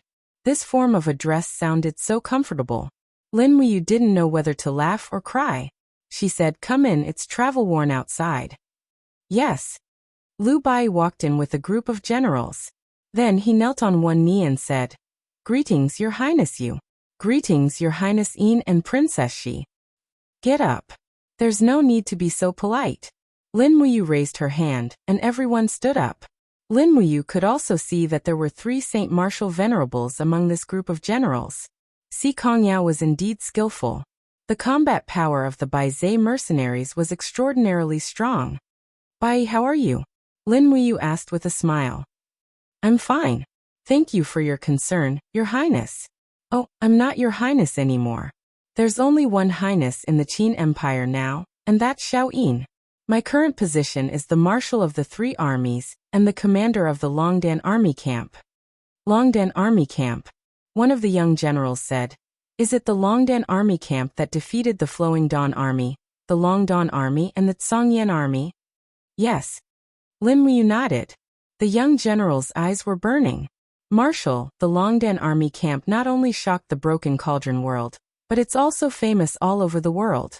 Everyone in the entire Celestial Pole continent knows the name of the Longdan Army Camp. Everyone says that in terms of combat power, the Longdan Army Camp is worthy of being the #1 army in the world. Lin Muyu smiled and said, "There's no need to be envious of the Longdan army camp. The Baizé mercenaries are also an army established by me, Lin Muyu. Every one of you is equivalent to a member of the Longdan army camp. Sooner or later, the Baizé mercenaries will join forces with the Longdan army camp." "Really?" "Yes. That's great." All the generals were overjoyed. After all, the reputation of mercenaries didn't sound so good. Just by hearing it, one would know that they were people who exchanged their lives for money. However, the Longdan army camp was different. Every soldier with a sense of honor would feel honored to join an army like the Longdan army camp. At this moment, Si Kongyao said, "Brother Yu, why are you all staying here? Follow me to the city lord's residence. I've already obtained the seal of Shiping City. From now on, Shiping City and the entire Shishan province are ours. Why are you all staying in such a small place?" "No need." Lin Muyu shook her head and said, "This time, I don't plan to show my face in public. I'll keep as low a profile as possible. Don't let anyone know that I'm in the celestial pole continent. I'll give advice and suggestions to the Baizé mercenaries. Don't worry, Yao." "Yes, that's good too." Si Kongyao pondered for a moment and said, "We'll probably set off for East Com City after resting for a day or two. Why don't we do this? Brother Yu and my two sisters-in-law change into the clothes of the strategists and move with the army?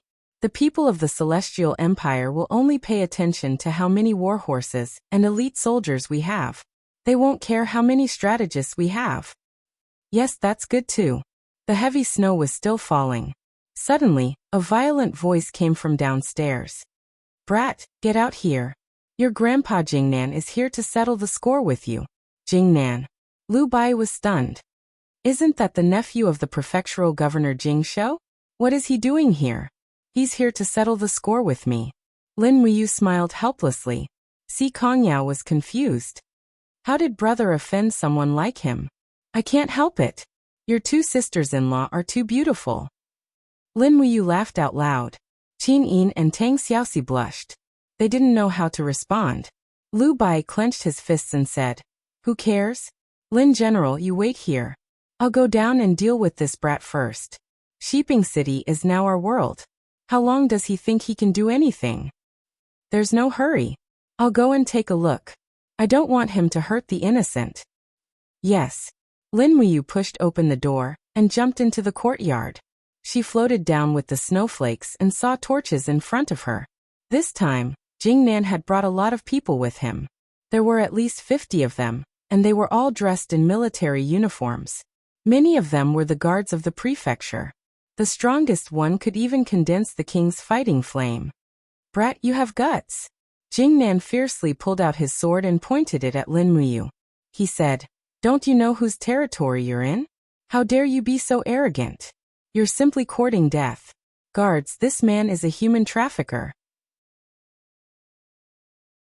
According to the laws of the Tianji Empire, he should be executed immediately. Kill him and find the two innocent women." "Yes." A group of guards pulled out their weapons and stepped forward. Jingnan's eyes were full of pride. "Where's your arrogance? Aren't you very good at fighting? I'd like to see how you can defeat my 100 elite guards." Lin Muyu furrowed her brows. At this time, Si Kongyao's voice came from upstairs. "Guards, surround him and disarm." Rustle, rustle, rustle. The sound of footsteps was endless. Countless Baizé mercenaries rushed out from every corner of the inn, the sides of the street, and the alleys. They raised their torches and pointed their bows at Jingnan's people. In the blink of an eye, they surrounded the 100 people. Lu Bai and a group of captaincy also pulled out their swords and surrounded Lin Muyu, pointing at Jingnan and his people.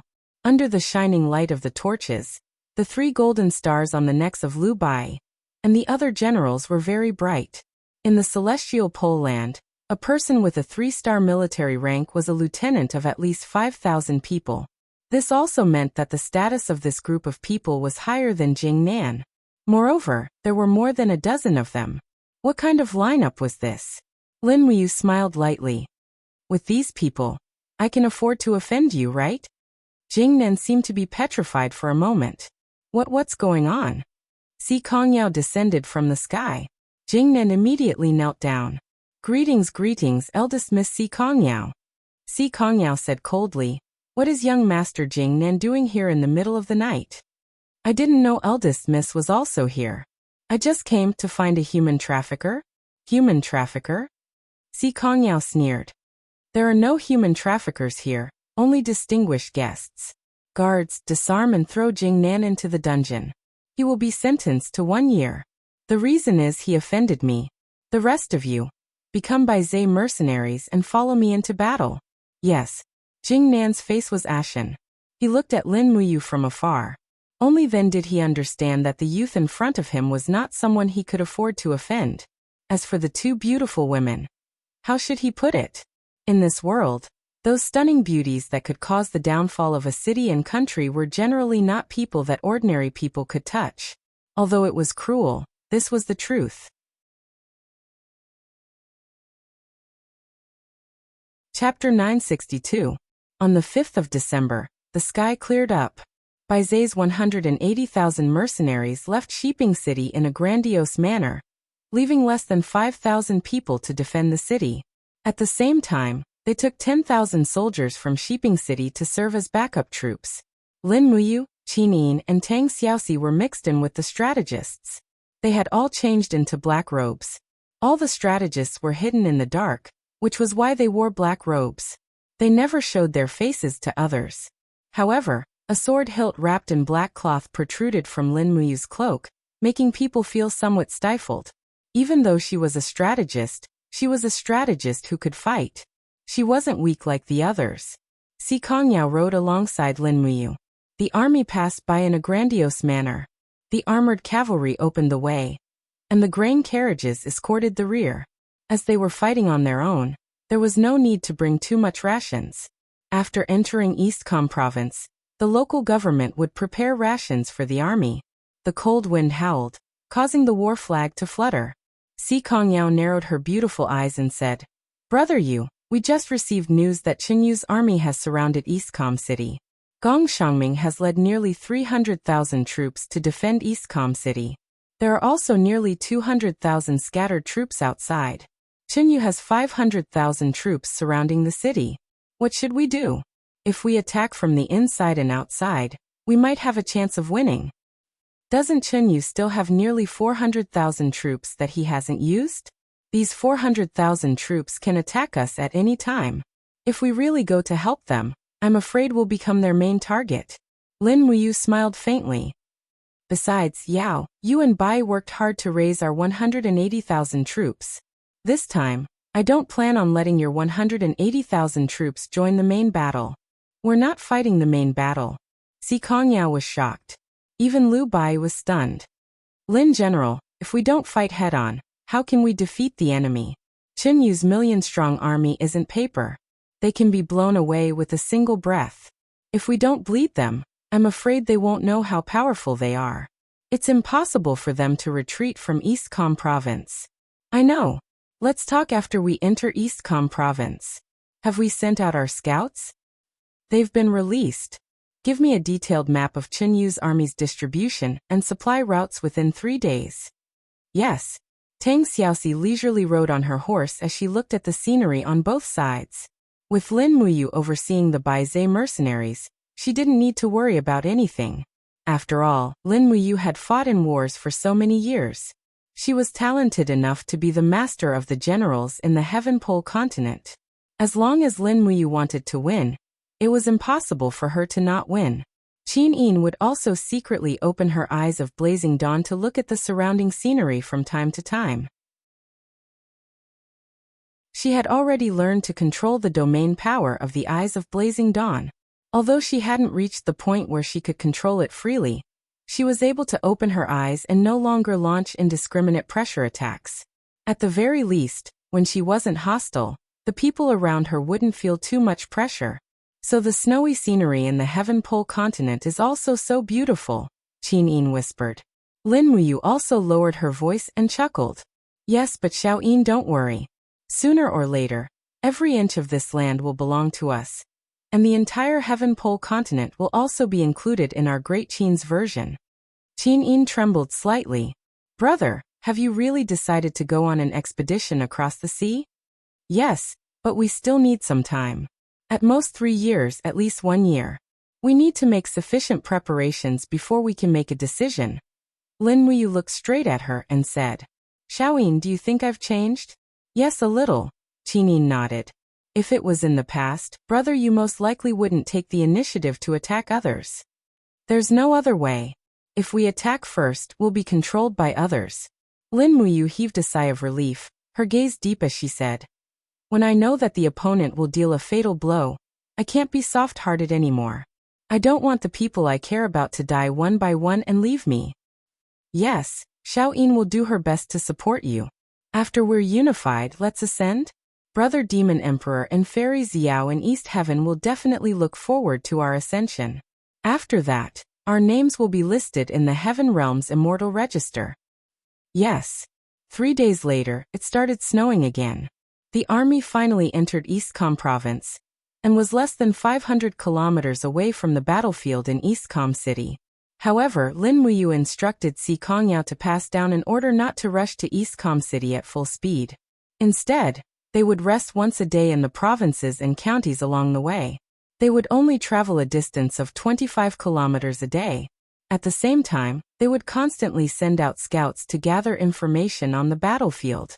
Furthermore, King Lanji gifted the Baizé mercenaries with 10 wolf falcons and beast tamers, which played an excellent role as scouts. In the evening, Xian County wasn't considered rich. It was only a small province in Eastcom province. It had a population of nearly 200,000, and its main industries were farming, fishing, and hunting. Si Kongyao had the princess token, so she was warmly received by the governor of Xian County. When the army arrived outside the county city and set up camp in the evening, a large number of provisions, armaments, cattle, and sheep were delivered from the city. Therefore, it was easy to slaughter pigs and cows to reward the army. The central tent of the Baizé mercenaries was heavily guarded. Even the governor of Xian County wasn't qualified to enter. However, when Liu Bai opened the tent door and walked in, he found Lin Muyu, Qin, Si Kongyao, and the others cooking beef hot pot. They had received a large piece of beef thigh from the governor of Xian County, and it was just right for the hot pot. Liu Bai sat down honestly and beamed. Wow, I didn't expect there to be delicious food for dinner tonight. Si Kongyao glared at him. Did you complete the mission? Yes. Liu Bai took out a scroll and handed it to Si Kongyao. Si Kongyao handed it to Lin Muyu and said, Brother Yu, take a look. Ask me if there's anything you don't understand. I've been to Eastcom province many times, so I'm very familiar with it. Okay. Lin Muyu sat cross-legged and unfurled the scroll with a whoosh. It was a large map of Eastcom province and Tianji province. On it, red ink had been used to mark the defenses, camps, manpower, and supply routes of the 900,000 troops under Chen Yu's command. Lin Muyu pondered for a long time before slowly putting down the map. What's the matter? Qinin asked. Lin Muyu took a deep breath. Chen Yu is indeed Chen Yu. He can't be compared to those muddle-headed emperors like Qin Yi, Baiming Yuan, and Shi Yuan. Look, his 500,000 troops have surrounded Eastcom City and blocked all the exits. The other 400,000 troops are divided into 8 groups. 3 of them are in the southeast of Eastcom City to guard against reinforcements from the Blackstone Empire. The other 5 are in a pentagon formation to the north of us. The 5 armies can cooperate with each other at any time. These 250,000 troops are used to stop us. Si Kongyao narrowed her eyes and said, These 250,000 troops are the Terminus Earth Corps, led by Zhou Binlong. In the army of the Celestial Empire, apart from the Terminus Heaven Corps led by Dongqing Wang, this Terminus Earth Corps is the second best. Chen Yu really thinks highly of the Baizé mercenaries by sending the Terminus Earth Corps to deal with us. At this time, a dragon's roar suddenly came from above. It's a dragon knight. Tang Xiaoxi was slightly startled. Qinin gently moved her palm, and a faint divine luster surrounded her jade-like fingers. She asked, Big brother Yu, the Baizé mercenaries don't have a dragon knight. It must be the Celestial Empire's dragon knight spying on us. Should we take care of them? No need. Lin Muyu shook her head. Don't worry about it. If it wants to watch, let it watch to its heart's content. Let's continue eating.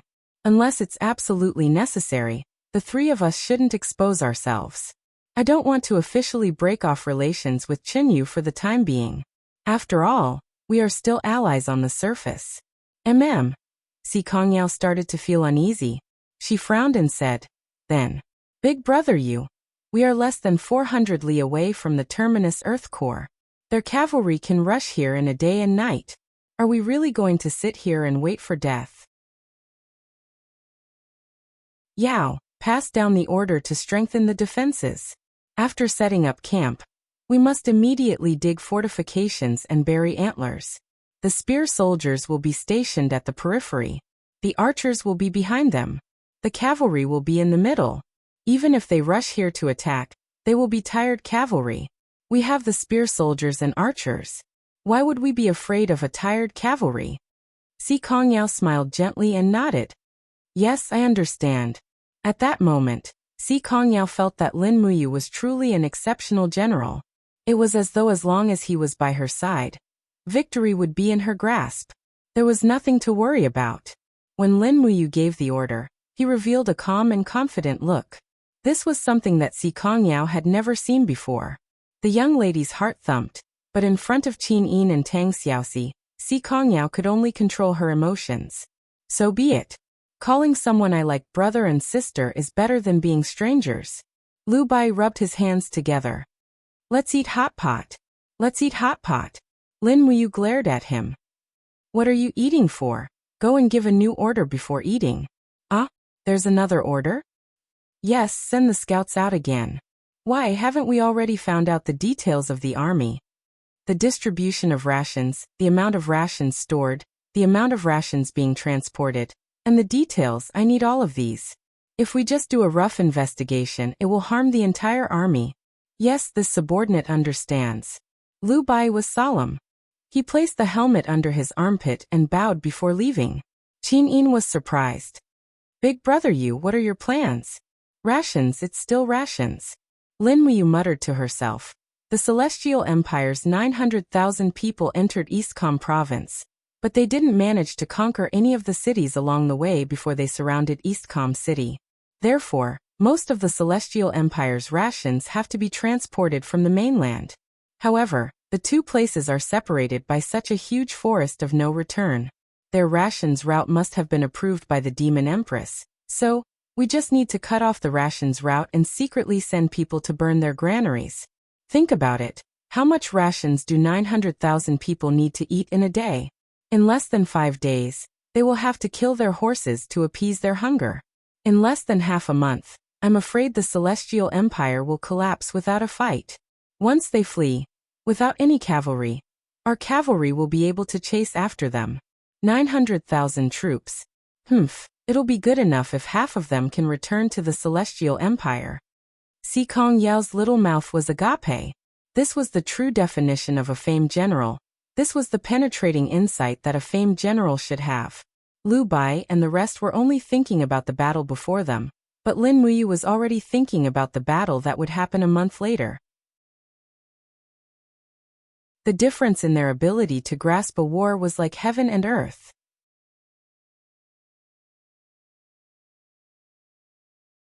Chapter 963. I'm afraid it won't be easy to cut off the supply route. Tang Xiaoxi frowned. Wouldn't Chinyu have predicted this? Also, since the Monster Empress has decided to cooperate with the Celestial Empire, I'm afraid it won't be so easy to cut off the supply route. Yes. Lin Muyu nodded and smiled. But Chinyu would never have predicted that. I know Nu Shi. Also, I know that Nu Shi only wants the survival of the Monster Empress. Nothing else is important. Since Chinyu can cooperate with Nu Shi, then we can too. Let's not talk anymore. Let's eat. The army can advance slowly. Leave the rest to me. After a full meal, everyone responded. Lin Muyu, Qin Yin and Tang Xiaoxi shared a tent. There were 3 wooden beds in the tent, and the quilts were warm and dry. In the middle of the night, Lin Muyu suddenly sat up and grabbed the Xianyuan sword beside the bed. What's wrong? Qin Yin was a light sleeper. She opened her eyes and looked at him. I want to see Nu Shi. I knew it. Qin Yin smiled. Since you want to go, I'll go with you. It's safer this way. There's no need. Nushur is very cautious. Xiaoyin has the blood of a battle angel flowing in her veins. Once she finds out, it will cause unnecessary misunderstandings. Don't worry, even if I can't defeat her, I can still leave. Don't forget that I have the divine book of the law of space with me. All right then. Qinin nodded. Xiaoxi and I will wait for you here. Early, you must be careful. Yes. Lin Muyu stood up and disappeared in a flash. He appeared in the sky 10 miles away. He suppressed his aura to the level of an ordinary person, and spread his spiritual sense to search for the monster Empress Nushur's aura. The cold wind was biting cold. After flying for nearly 500 miles, his heart suddenly moved. He found a tyrannical demonic aura somewhere in the east, so he quickly flew over. At night, it was snowing heavily, but on top of the hill stood a beautiful woman, holding a pipa in her arms. Her cloak was covered with snow. She looked up at the sky, her eyebrows slightly furrowed. Suddenly, the corners of her mouth curled up, revealing a happy smile. You're finally back. Whoosh! With the flying snow, Lin Muyu slowly descended and stood straight in front of Nushur. Lin Muyu. Yes, Your Majesty. Lin Muyu said cheerfully. You seem to know that I would come? That's right. The female assassin looked at him with a pair of penetrating eyes and said, I don't know when you will come and who you will bring, but I know that you will definitely come. Let's get straight to the point. Lin Muyu brushed off the snow on his shoulder and said, Your Majesty is cooperating with Chenyu. I believe that Chenyu must have offered a generous bargaining chip. Otherwise, Your Majesty would not agree to cooperate with humans. The bargaining chip is not considered generous, but there is a sharp knife placed on the neck of my demon spirit race. What kind of sharp knife? Flames. Lin Muyu was startled, but he was an intelligent person and immediately understood what was going on. He said, If Your Majesty does not agree to Chenyu's request, he will send people to burn down the forest of no return? Your Highness, you is indeed smart. Nushur smiled faintly. Lin Muyu couldn't help but sigh. What kind of person is Your Majesty? You have never cared about worldly affairs and monopolized a region. Now that you are being threatened by someone like Chenyu, I believe it must not be a good feeling. A great humiliation. Nushur said word by word with a murderous look on her face. Lin Muyu smiled and said, It's all right. I am here. We can talk about a new cooperation. Oh. Nushur smiled. Your Highness, you, tell me first. What bargaining chip do you have? According to what I know, the Shattered Cauldron realm can't even protect itself now. Qin Xian established a nation and started to isolate you and Empress Qinyan's power. The allied forces of the feudal vassals have become the so-called nation army. You can't even protect your throne, so how are you going to cooperate with me? I have another bargaining chip. Lin Muyu reached into her pocket and took out a token that was emitting a faint golden radiance. She said, Your Highness, do you recognize this? Nushur was slightly stunned. The commander token of the Baizé mercenary troop? That's right. The Baizé mercenary troop is my private army with a total of 180,000 soldiers. They have sufficient military equipment and rations. If I have the Baizé mercenary troop as a bargaining chip, does Your Highness think that we can talk about cooperation? Nushur smiled. All right, Lin Muyu is indeed Lin Muyu. No one would have expected you to make such a move. It's good that you kept the Baizé mercenary troop. I'm afraid that a mere Baizé mercenary troop will cause chaos in the celestial pole continent. Please tell me, Your Highness, you. How do you want to cooperate?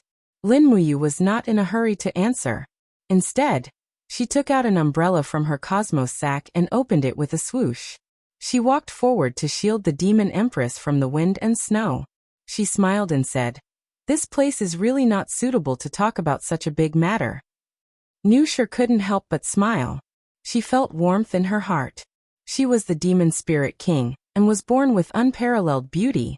However, no man in this world dared to treat her well. Lin Muyu was the first. More importantly, Nushur didn't dislike this man. Instead, she felt that he was very interesting and she was willing to get close to him. Thinking of this, Nushur's face suddenly turned red. She couldn't help but curse herself in her heart. She was simply crazy. However, Lin Muyu didn't notice Nusher's abnormality.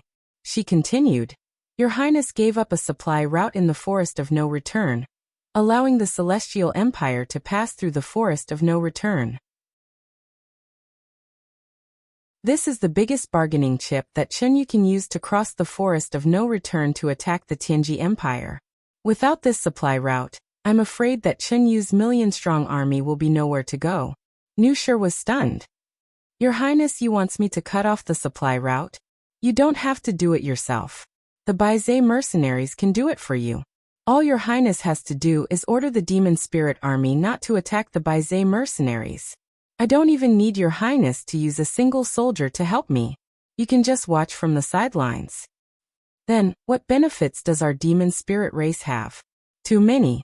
Lin Muyu smiled and said, First of all, you don't have to be threatened by Chunyu anymore.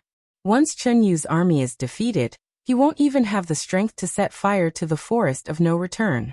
Secondly, the Demon Spirit race lives in the forest all year round and is constantly under threat. Your Highness can take advantage of the situation and attack the Tianji Empire's Huiyuan province. Taking down Huiyuan City will become the foundation of the Demon Spirit race. Thirdly, when my Great Qin's million-strong army sweeps through the Celestial Pole continent, Your Highness can join hands with me to rule the Celestial Pole continent. Ah! Nusher's shoulders slightly trembled. Lin Muyu's words had greatly exceeded her imagination. Your Highness, you wants my Demon Spirit race to participate in the struggle for hegemony in the Celestial Pole continent? Your Highness, can you avoid it? Furthermore, the Demon Spirit race is already involved. You helped the Celestial Empire to attack the Tianji Empire's Yanji Corps, causing the Yanji Corps to be defeated and Zhangcheng to be killed. Even if you don't attack the Tianji Empire, the Tianji Empire will take revenge sooner or later. Zhangcheng is the sacred martial god, an existence second only to Sikongming. Your Highness, do you think that Baiming Yuan will let your Demon Spirit race off? Nusher's shoulders violently trembled. Perhaps it was because of the cold, or perhaps it was because of fear. If Baiming Yuan really wanted to take revenge, the price would be too great. Lin Muyu continued, Once the supply route is cut off, Chunyu will definitely panic. He will then give the order to attack the city. There will definitely be a decisive battle between the Celestial Empire and the Tianji Empire. As long as both of them suffer heavy losses, Your Highness can take advantage of the situation and seize the Huiyuan province. With the Huiyuan province and the Xishan province occupied by the Baizé mercenaries, it will be enough to establish a foothold in the Celestial Pole continent. Nusher nodded. After thinking for a long time, she raised her head and smiled. Has Your Highness you already thought about the future for my Demon Spirit race? That's right. Lin Muyu's eyes were like torches as she looked at her. Because I have long regarded Your Highness as an ally. Your Highness wants to enjoy peaceful days, and so do I. However, only after eliminating the dissidents will there be true peace. What Your Highness has to do is very simple. It's just a choice. Choose me, Chunyu, or even Baiming Yuan. Whoever you think will be the final ruler of this continent, you can choose him. Nusher's eyes were tranquil. After a few seconds she said, Can Your Highness you show me your sword? Yes. Lin Muyu unsheathed the Xianyuan sword. Nusher held the divine sword, her body slightly trembling. She said, Such a powerful morality. This is the Xianyuan sword, the weapon that Brother Demon Emperor gave me. The Xianyuan sword. Nusher raised her head and looked at him. This is the sword of a king. Lin Muyu was stunned. Why do you say that? Nusher took a step back and knelt on the ground. Demon Emperor Nusher is willing to respect Lin Muyu as the king. As long as the king points, the demon race will go through fire and water. Lin Muyu hurriedly reached out to hold her arms. Get up, Your Highness is too kind. Nusher stood up and smiled. Then the alliance has been formed. It seems that Your Highness has also made a choice. Yes, with the Eastern Heaven Realm's 7 luminaries Demon Emperor as your backing, Your Highness you will eventually become the king of this plane. This little girl is just adapting to the circumstances. Lin Muyu looked at her deeply. He knew that his charm had not reached the point where it could confuse the Demon Emperor. Nusher was very smart, and her choice would be the wisest. Land of exile. Dark clouds rolled in the sky as if a heavy rain was coming. On the ground, countless creatures looked up at the sky. They knew that it rarely rained in the land of exile. Even if it rained, it was just acid rain contaminated by radiation. Thunder rumbled, and a bolt of lightning tore open the sky. The exiles looked up at the sky and saw a beautiful woman with 6 wings behind her descending from the sky. When she landed in the town, the 6 wings disappeared on their own, as if they had never appeared. She looked around and stepped into a tavern. "Give me a glass of strong wine." She pressed a gold coin on the counter. The owner of the tavern was a bearded man who had lost an eye. He was slightly startled, then accepted the gold coin and said, "Please wait a moment, it will be ready soon." The beautiful woman wore an exquisite angel costume, and slowly sat on a seat by the window. Pa! A few minutes later, amidst the flashes of lightning and strong winds outside, another beautiful figure appeared. It was still a 6-winged angel. She slowly flew to the window and said faintly, "Xian, is this your choice? You said that you want to go back to your hometown to rest, but why did you come to such a filthy place like the land of exile? Do you know how great of a loss this is to the Western Heaven realm? Why don't you go back to your hometown?" Xian held the goblet, took a sip and smiled. "Hometown? My old friends there have long died. What kind of hometown is it without any relatives? My only relative is called Xian, and she is in the Shattered Cauldron realm." Eva was stunned. "You want to go to the Shattered Cauldron realm?" "Yes. But the power of the Divine Pact is still there. Once you go to the Shattered Cauldron realm without being exiled, you will lose all your power." "It's okay. I am just going to find my family. I don't need power. Do you want to come in for a drink?" Eva frowned and sat in front of Xian saying, "You are even more willful than Xian. So I want to go to her. Eva, do you want to come with me and leave this hypocritical world?" "Me." Eva took the strong wine, took a sip and said, "Forget it, I don't have that kind of luck." Not far away, a few burly men who were drinking didn't dare to make a sound. No one dared to breathe loudly. The people of the land of exile all knew the legend of the heaven realm. These 2 beautiful women both had 6 wings. They were the 2 strongest blazing angels in the god realm. Who dared to provoke them unless they didn't want to live? However, it was really too boring for 2 blazing angels to come to this barren land to drink.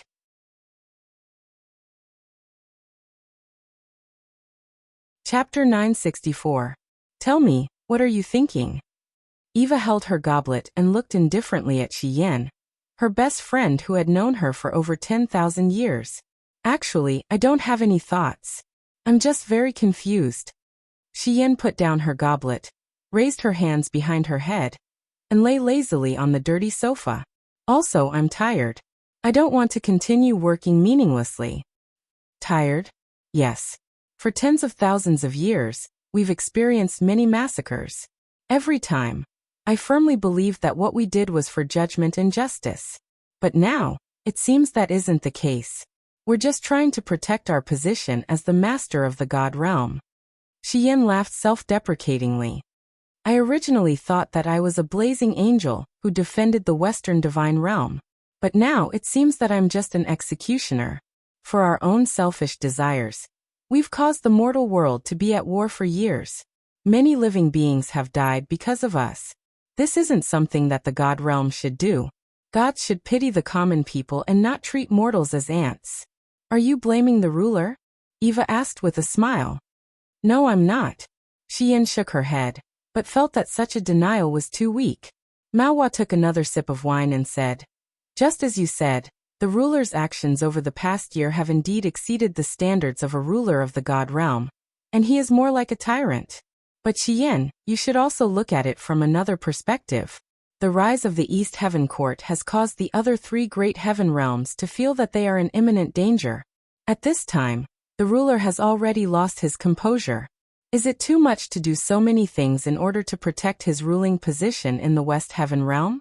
He's just doing what a ruler should do." "Maybe you're right."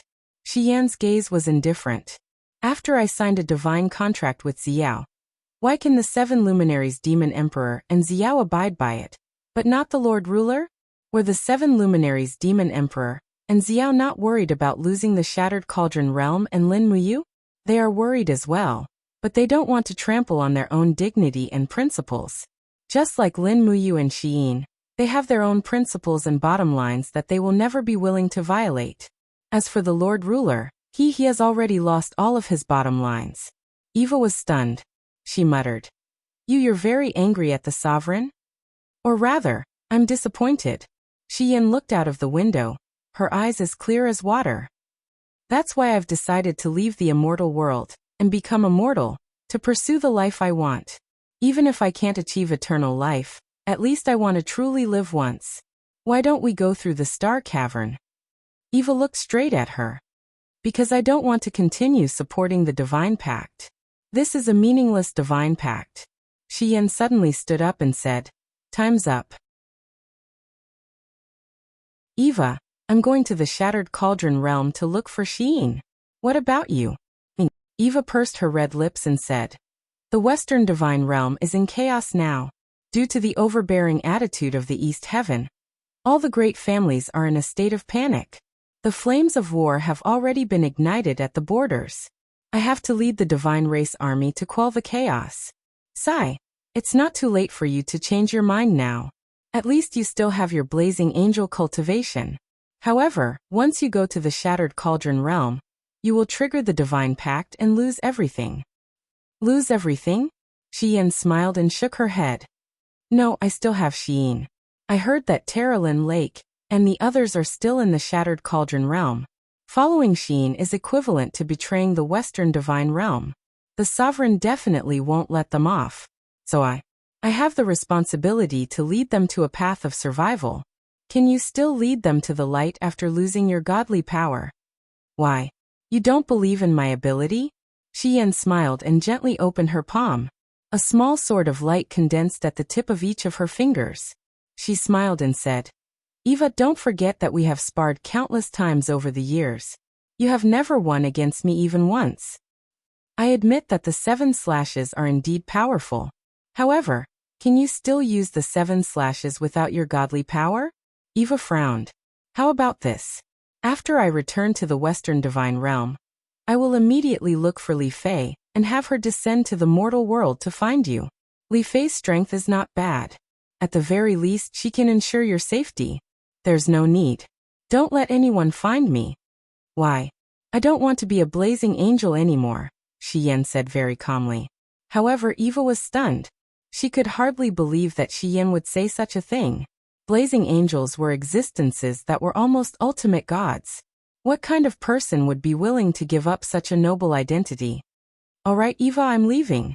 Xiyin stood up and suddenly disappeared from the small tavern. The next moment, a ball of fire fell straight into the distance. It was a force that had entered the spatial crack. Eva gritted her teeth. She felt the ground beneath her feet start to tremble. Rays of golden light appeared in the air. The light condensed into ancient characters that spun rapidly in the air. Soon after, they all collapsed. The Divine Pact had been broken. The price was that Xiyin had lost all of her cultivation. Whoosh! A pillar of light poured down on the ground. The next moment, in the depths of the forest, the light gradually condensed into the image of a beautiful woman. She wore a long white dress and knelt in the wild grass as if she was not afraid of the cold. Roar! Her Lin had alarmed the surrounding beasts. A grizzly bear woke up from its sleep, roaring and waving its sharp claws to kill. Go back. Xiyin looked indifferently in the direction of the grizzly bear. She muttered silently, Go back and rest immediately. Otherwise you will regret it. Roar! The grizzly bear stopped. A pair of black eyes stared at the delicious meal of Xiyin. It raised its head and roared. It actually walked back to its nest dejectedly. This was a 240-year-old spiritual grizzly bear. Xiyin, who had lost her cultivation, actually scared off the grizzly bear just by relying on the aura of a former blazing angel. What a child! The corners of Xiyin's mouth curled up with pride. She slowly drew out the sword Blazing Moon from her waist. The blade was slightly curved, like a crescent moon. However, there was a faint scorching power around the blade. This blazing moon sword was also considered one of the top artifacts in the Western divine realm. Apart from Claude's Dig's spear and dagger of time, the blazing moon sword was probably the strongest. However, Xian could not muster a trace of divine power in her body. Her power had been completely drained the moment she entered the Shattered Cauldron realm with the curse of the Divine Pact. At this time, her body was like a huge dried-up lake. Although it was deep and wide, there was not a single drop of power left. With a slight frown, Xian's hand that was holding the blazing moon sword trembled slightly. This long sword that had been with her for many years seemed to be on the verge of losing control. A tyrannical power surged out from the blade and slowly devoured Xian's palm. In an instant, Xian stood rooted to the ground. Her face was pale and her arms trembled violently. She gritted her teeth and said in an imposing manner, "Blazing Moon, are you crazy? Don't tell me you don't recognize me anymore? Behave yourself. Otherwise, I will smelt you and turn you into a pickaxe for digging coal." Buzz buzz, this threat was very powerful. The devouring of the blazing moon sword gradually weakened, allowing Xian to relax. The artifact originally contained power. Although she did not have divine power in her body, she might be able to use the first few moves of the 7 slashes by using the power of the blazing moon. If that was the case, at least she would have the power to protect herself in this plane. Step by step, she walked to the edge of the forest. When she came to the main road, she saw a stone tablet buried at the edge of the official road from afar. On it were 3 huge words, Sangnan Province. In the East Heaven, Xian's lonely figure appeared in the huge pond of illusion. The 7 luminaries demon emperor was dressed in military attire, ready to personally lead the army into battle. Holding the Pango axe in his hand, he squinted his eyes and smiled. "The divine pact has been lifted. Xiao, you can finally rest assured now." At the side, Xiao nodded and smiled. Looks like Xian was the first to choose to give up. Qingping said, "At this moment, the Western Divine Realm is in chaos. This is a great opportunity for us to send troops to destroy the Western Divine Realm. Demon Emperor, it's not wise to miss this opportunity. Besides, Claude has lost the help of the blazing angel Xian. It's like he has lost an arm. This is a great opportunity for us." The 7 luminaries Demon Emperor said calmly, "I know. When I'm ready, we'll start the battle immediately." At this moment, from the ranks of the God Emperors, a person holding a spear walked out and said, "Your Majesty Demon Emperor, this Xian is one of the 2 blazing angels and also one of our greatest threats. She took the initiative to violate the Divine Pact and give up her cultivation. Could she be doing something wrong?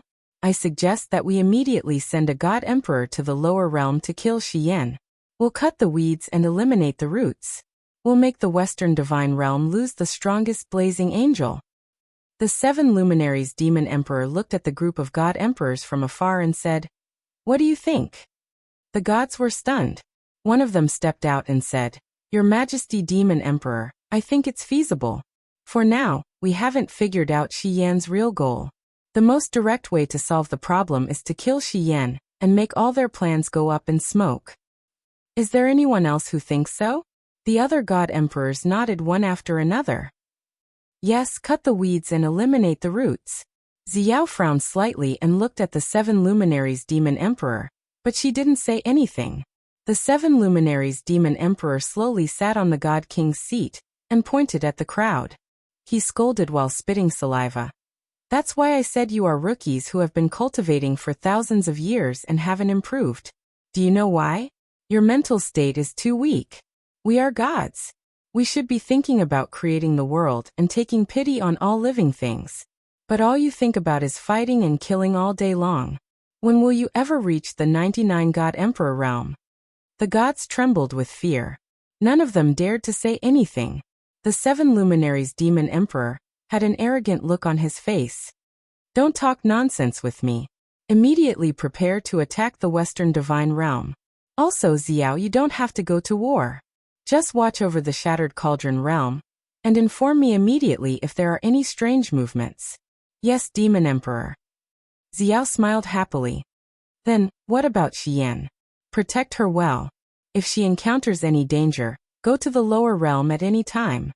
The 7 luminaries Demon Emperor nodded and looked at the simple patterns on the floor.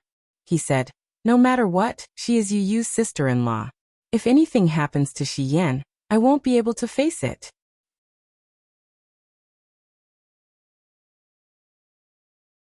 Chapter 965. December 11th, Forest of No Return, heavy snow.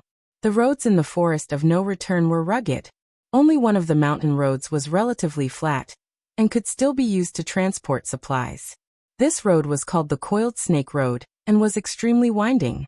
At this time, the Coiled Snake Road was covered by heavy snow, but from afar, one could see that the Celestial Empire's grain transport team had a lot of people.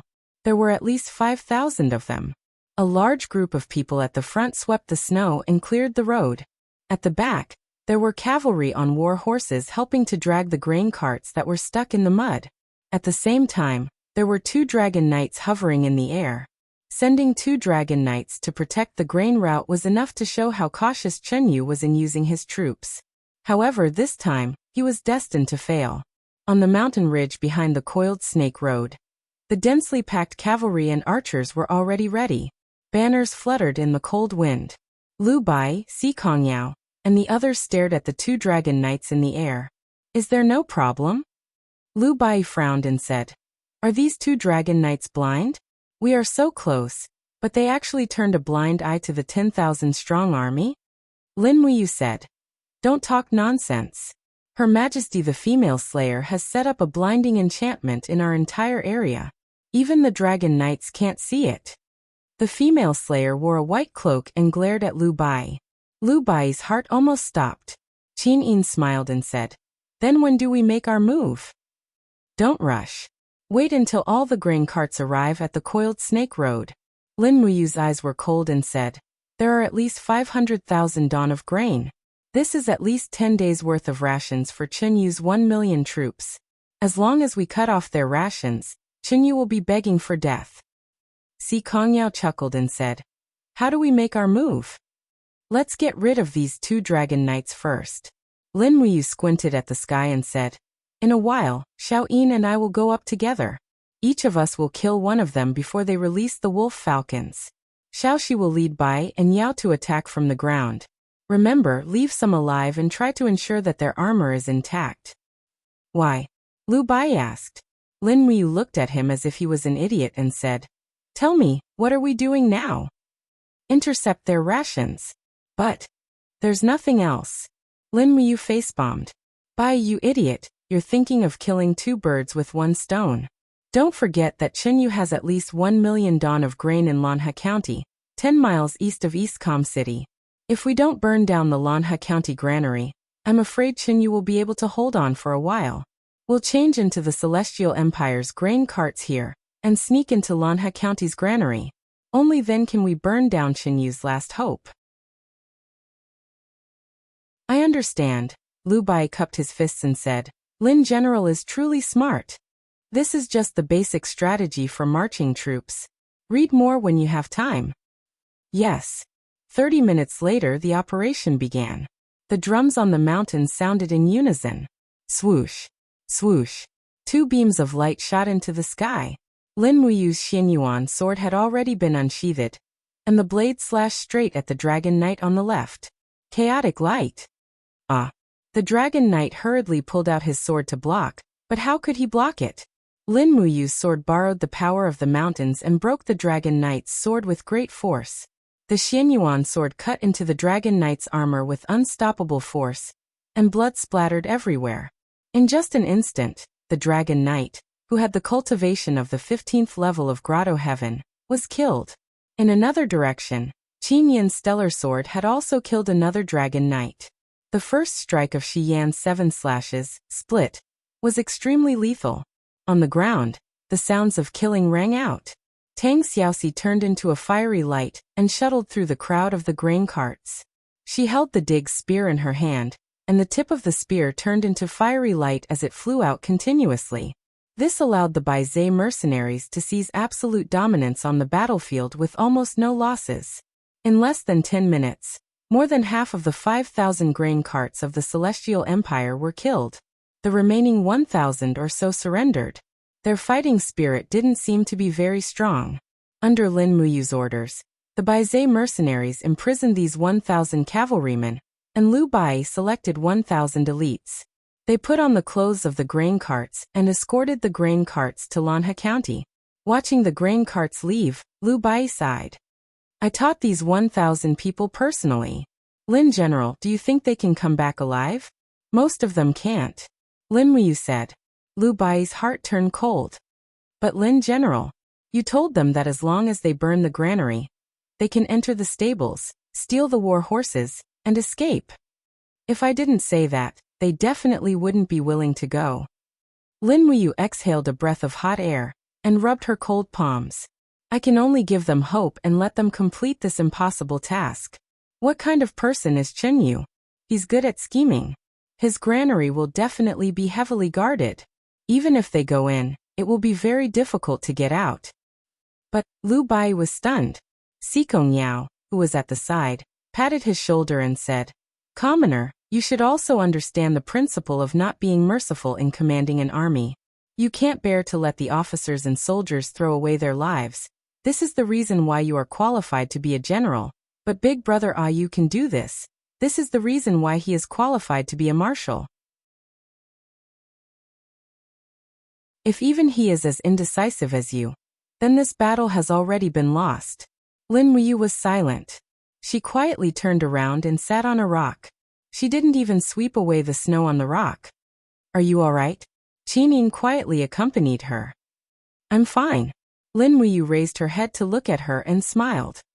I can overcome this mentality. Over the years, tens of thousands of people have died for me, but I know that what I'm doing is right. Only by doing this can fewer people die. Only by doing this can the world be unified. The female murderer nodded her head in approval. Liu Bai seemed to think for a long time. Then what do we do now?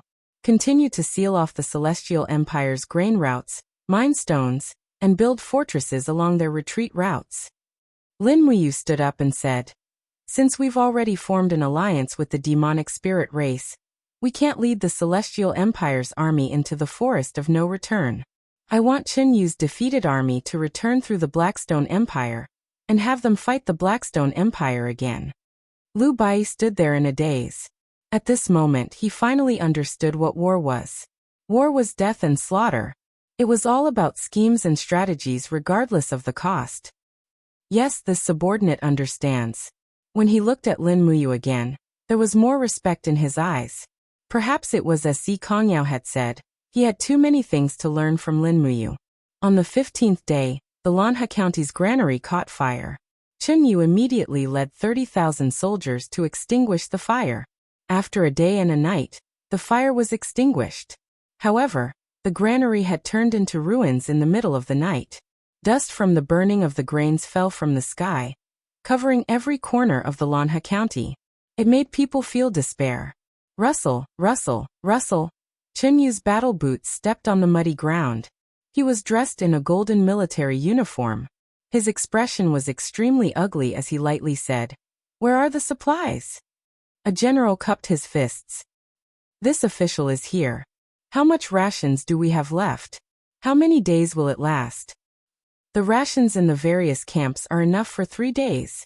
The remaining rations in the Lanha County can support the entire army for another 2 days. In other words, even if we reduce the rations every day, we can only last for 10 days. Only 10 days. Chen Yu's gaze was cold. What the hell are you all doing? When will the rations transport team arrive? Send my imperial edict back to Scorching Han City. Order the Minister of the Interior to immediately supervise the rations. Your Majesty, the logistics officer frowned and said, Our rations route has been cut off by a group of mercenaries. Even if we send people to supervise the rations won't reach Eastcom province. What a bastard! Chen Yu roared angrily. What is the demon spirit race trying to do?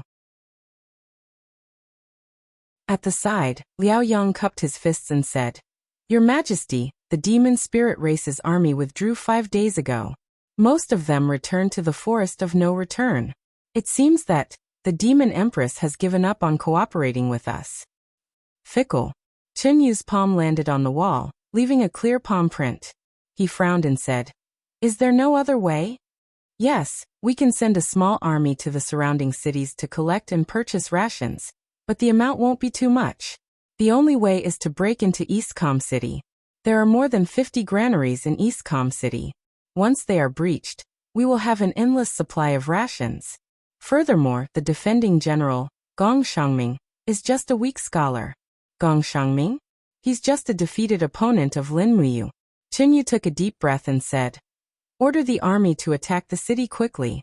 We must take down Eastcom City within 10 days and cut off Gong Xiangming's head.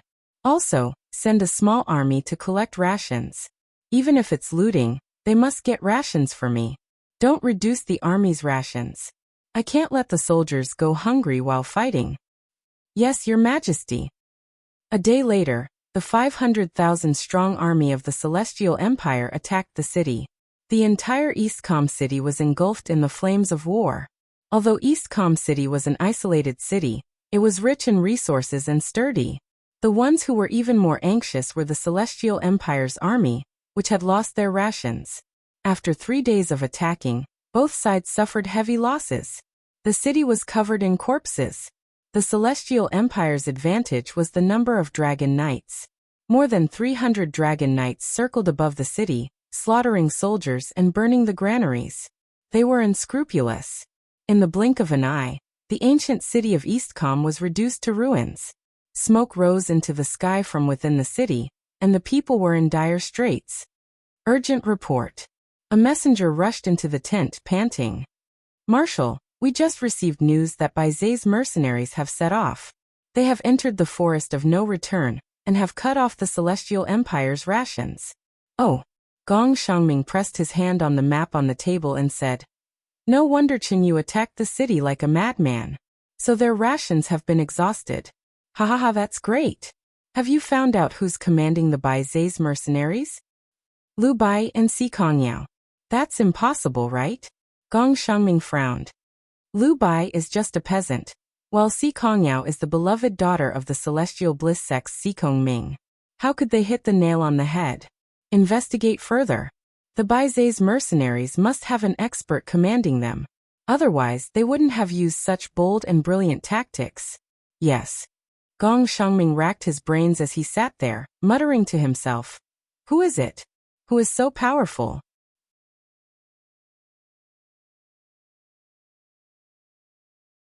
Chapter 966. On the 22nd, it snowed for 4 days and 4 nights. The Celestial Empire had besieged East Peace City for 7 days straight. The city gates were covered in scars caused by the swords and catapults. The city walls looked as if they had been bathed in blood. In the cold winter, the blood of the soldiers quickly froze on the walls, making it look as if a layer of blood-colored ice crystals had been plated on the walls. Corpses were everywhere. Gong Xiangming had ordered the archers to be on guard, forbidding the Celestial Empire from collecting the corpses. As a result, layers upon layers of corpses of the Celestial Empire soldiers were piled up below the city walls. When the Celestial Empire attacked the city, they had to step over the corpses of their comrades to build ladders.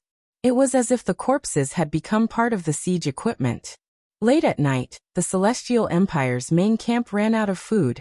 It was cold inside the central tent. Chen Yu stood in front of the map, his body trembling uncontrollably. Suddenly, he turned around to look at the generals and said, "We've already attacked the eastern gate this afternoon. Why did you retreat? Protector Chang, you're the general leading the army. What crime do you deserve?" A captaincy hurriedly knelt down and said with an ashen face, "Your Majesty, we've suffered too many casualties. 2,000 of our brothers from the vanguard have died below the city walls. The cavalry and heavy shields of the Central Army can't stop the stones on the city walls at all. Furthermore, 7 of our dragon riders have died at the eastern gate. It's not that I don't want to attack the city, it's just that I can't. Even if I gave the order, it would only be for the remaining 5,000 of our brothers to die below the city walls. You're afraid of death, and you think you're in the right." Chen Yu pointed at Protector Chang and shouted, "If even a general is as afraid of death as you are, who would dare to attack the city without any regard for their own safety? How many soldiers and horses have died before we could reach the city walls? Because of your cowardice, We failed at the last moment, and yet you still dare to quibble. Men, drag Protector Chang away and behead him.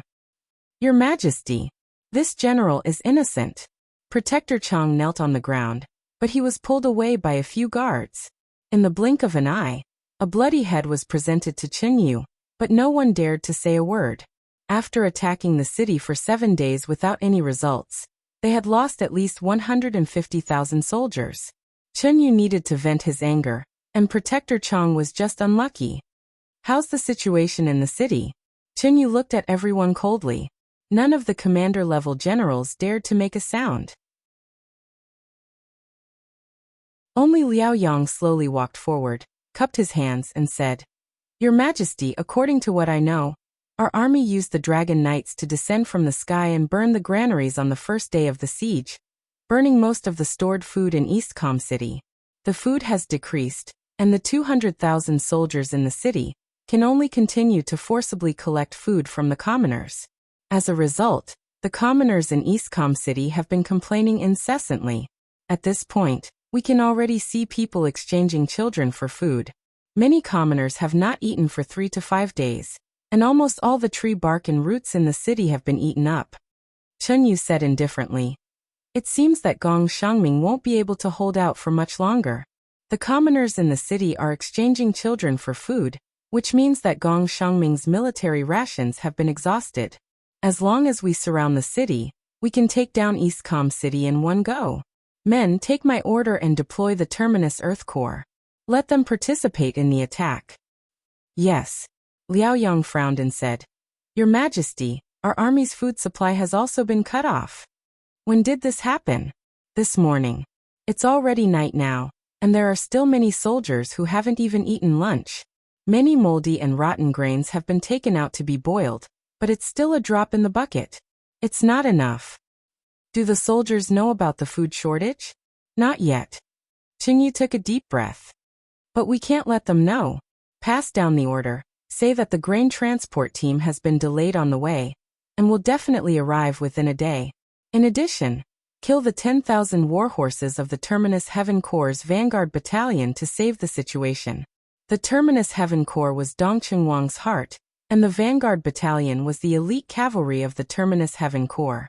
Suddenly, Dongqing Wang frowned and said, Your Majesty, once the horses are killed for food, I'm afraid the combat power of the Terminus Heaven Corps will be greatly reduced. Moreover, 10,000 war horses can feed 800,000 soldiers. After a day, they will still run out of food. Qin Yu frowned. Dongqing Wang, don't worry too much. I've calculated. In addition to the Vanguard Battalion of the Terminus Heaven Corps, we have a total of 150,000 cavalry. These 150,000 war horses are enough for us to hold out for 15 days. As long as we hold out, the people in the city may have all starved to death, and Eastcom City will be won without a fight. Dongqing Wang trembled all over. Your Majesty, are you going to give up the cavalry of the Celestial Empire? Once we lose the 150,000 cavalry, how can we fight a positional battle with the Tianji Empire? If people starve to death, even if we have the cavalry, what can we do? Qin Yu looked at him coldly and said, I've made up my mind. There's no need to say more. Every day, we will kill the horses for food. We must block all the food routes around Eastcom City. If we can't eat food, Gong Xiangming can't eat either. I'd like to see how long this weak scholar can hold out. As he spoke, Qin Yu bowed to Han Yuan and said, Lord, come with me to the forest of no return tonight. I want to see the demon emperor Nuslik and see what she's doing. Isn't she afraid of the revenge of my million-strong army? Han Yuan nodded. Okay. Liao Yang frowned and said, Since Nuslik has decided to cooperate with Baizei's mercenaries, she must have made up her mind. There is no need for your Majesty and Lord to take the risk. After all, the Forest of No Return is the territory of the Demon Spirit clan. If Nuslik gathers an army, I'm afraid your Majesty's life will be in danger. Chen Yu smiled brightly. The soldiers of the 3 armies are fighting to the death for me, and it is worth it for me to gamble for the lives of the soldiers of the 3 armies. I believe that you, Nu Shi, will not think of taking my life. Han Yuan cupped his fists. Don't worry, Your Majesty. I will gather all the experts from Tianjue sect. Even if Nuslik wants to harm us, we will at most fight to the death. Good, very good. Late at night, a group of people entered the forest of no return. Heavy snow swirled in the air. Nushi, who was on the hill, could see through this group of people. Lin Muyu, Si Kongyao, Qin Yin, and the rest were standing on top of the newly built fortress. This fortress was built by freezing mud, stones and water. It was guarded by 100,000 Bei's mercenaries, and was named Bei's Fortress. After many days of transportation, the Bei's fortress could be considered as a forest of arrows and a group of chariots. In the distance, Chenyu raised his head and looked at the fortress that suddenly appeared on the grain route. He couldn't help but frown. What's going on? When did a fortress appear on the coiled snake road? Liao Yang squinted and looked carefully. The flag fluttering on the fortress is the flag of Baize's mercenaries. So the Baize's mercenaries have been hiding here all along. Chenyu was silent. Liao Yang said, Your Majesty, what's wrong? If we retreat. In the cold weather, Chenyu's forehead was covered with cold sweat. If we retreat, where should we go? The Baize's mercenaries are like a fatal knife that appeared on our retreat path. This Si Kongyao doesn't want to leave a path of retreat for our celestial empire. Liao Yang nodded. This fortress is blessed by nature. It can be said that one man can hold the pass against 10,000. If it is really as Your Majesty said, I'm afraid it will be bad. Chenyu gritted his teeth and said in a low voice, Damn it. Once East Peace City is conquered, I will immediately eliminate the Baize's mercenaries. These boorish men who don't know the immensity of heaven and earth. Han Yuan, dressed in a black robe, flew quietly in the sky. Suddenly he said, Your Majesty, the Demon Empress Nushi is here to welcome us. Sure enough, within the swirling snow, a dense crowd of figures appeared on the hill. The Demon Empress Nushi was still hugging her pipa, and stood elegantly in the snow. Her pair of intelligent eyes looked at Chenyu's group. Around her were many demon spirits with the strength of demon kings and demon venerables. Low roars could be heard on the hill. At least 10,000 high-level demon spirits were gathered here. Chenyu stepped on the snow and suddenly flew up. He cupped his fists in the air and said, Chenyu greets the Demon Empress. This little girl greets Your Majesty Chenyu. Nushi smiled. May I know why Your Majesty brought over 100 people here? Chenyu smiled faintly and said, I just want to ask why Your Majesty allowed the Bei's mercenaries to act so wantonly on the Serpentine Path. Could it be that Your Majesty has forgotten the agreement between us? I haven't forgotten. The female murderess's gaze was faint as she said, However, the Bei's mercenaries' bargaining chip is more attractive. Furthermore, Miss Sikong Yao also promised that she would not burn the forest of no return. This little girl is the Demon Spirit Clan's emperor, so I can only make a choice. I chose the Bei's mercenaries. Chenyu gritted his teeth. Has Your Majesty decided to become enemies with the Celestial Empire? Whatever you think. Nushi giggled. However, it seems that Your Majesty has brought so many people here. I believe this battle is inevitable. Since we are going to fight, what's the point of talking so much? Descendants of the demon spirits, prepare to kill the enemy. Suddenly, the mountain was filled with the howls of wolves and tigers. The demon spirits revealed their sharp claws and fangs. Not only that, but there was also a dense crowd of Bei's mercenaries in white robes appearing on the hill. They all pulled their bows taut and pointed straight down the hill. The arrowheads glowed with a faint cold light. All of them were demonic heart arrows. Apart from the archers, there were also ballistas and god-hunting crossbows that were pointed at Chenyu and the others. At the foot of the mountain, Han Yuan waved his sleeves and rays of golden light shone from his body. He looked like a god as he flew up. Su Ran smiled. Nushi, do you really want to start a war with the Sky Limit sect? Nushi faintly smiled. Sect Master Han Yuan, you're a grandmaster. If we're being reasonable, you're currently provoking us in our Demon Spirit Clan's territory. We didn't take the initiative to start a war. Forget it, Han Yuan laughed. From now on, there will be no more demon spirits between the mountains. Kill them.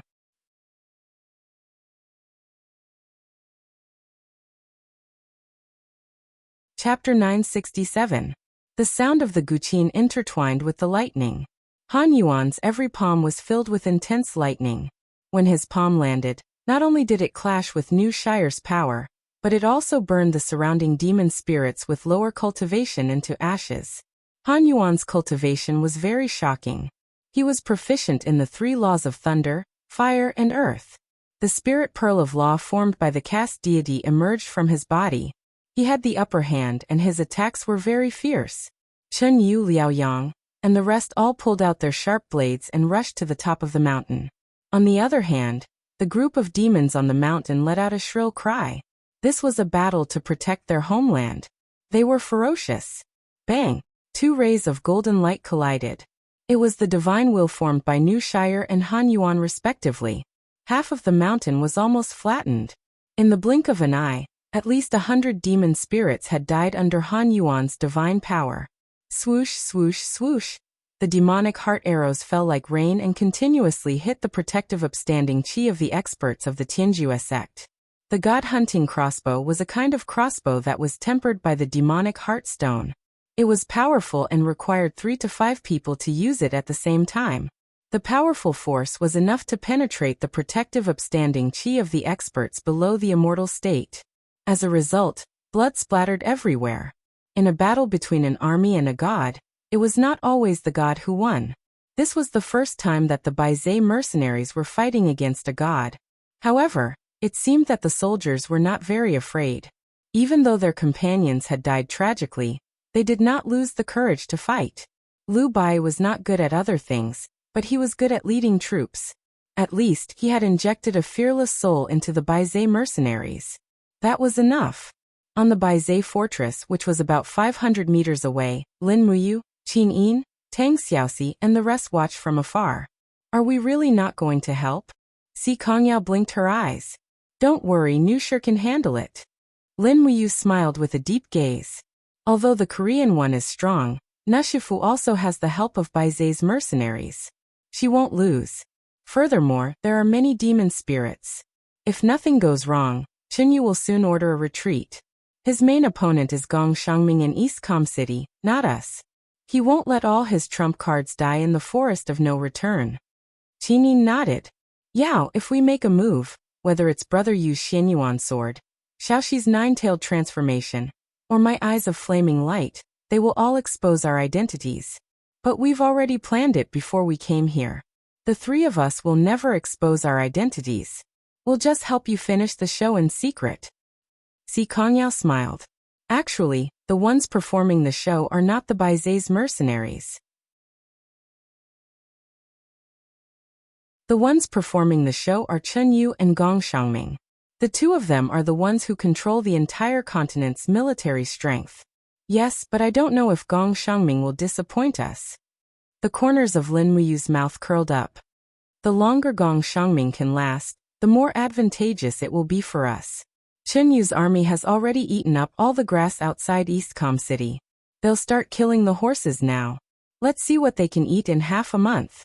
Half an hour later, just as Lin Muyu had expected, Chen Yu issued the order to retreat. More than half of the 100 experts from the Heavenly Extremity sect had died. Even Han Yuan's face was slightly pale.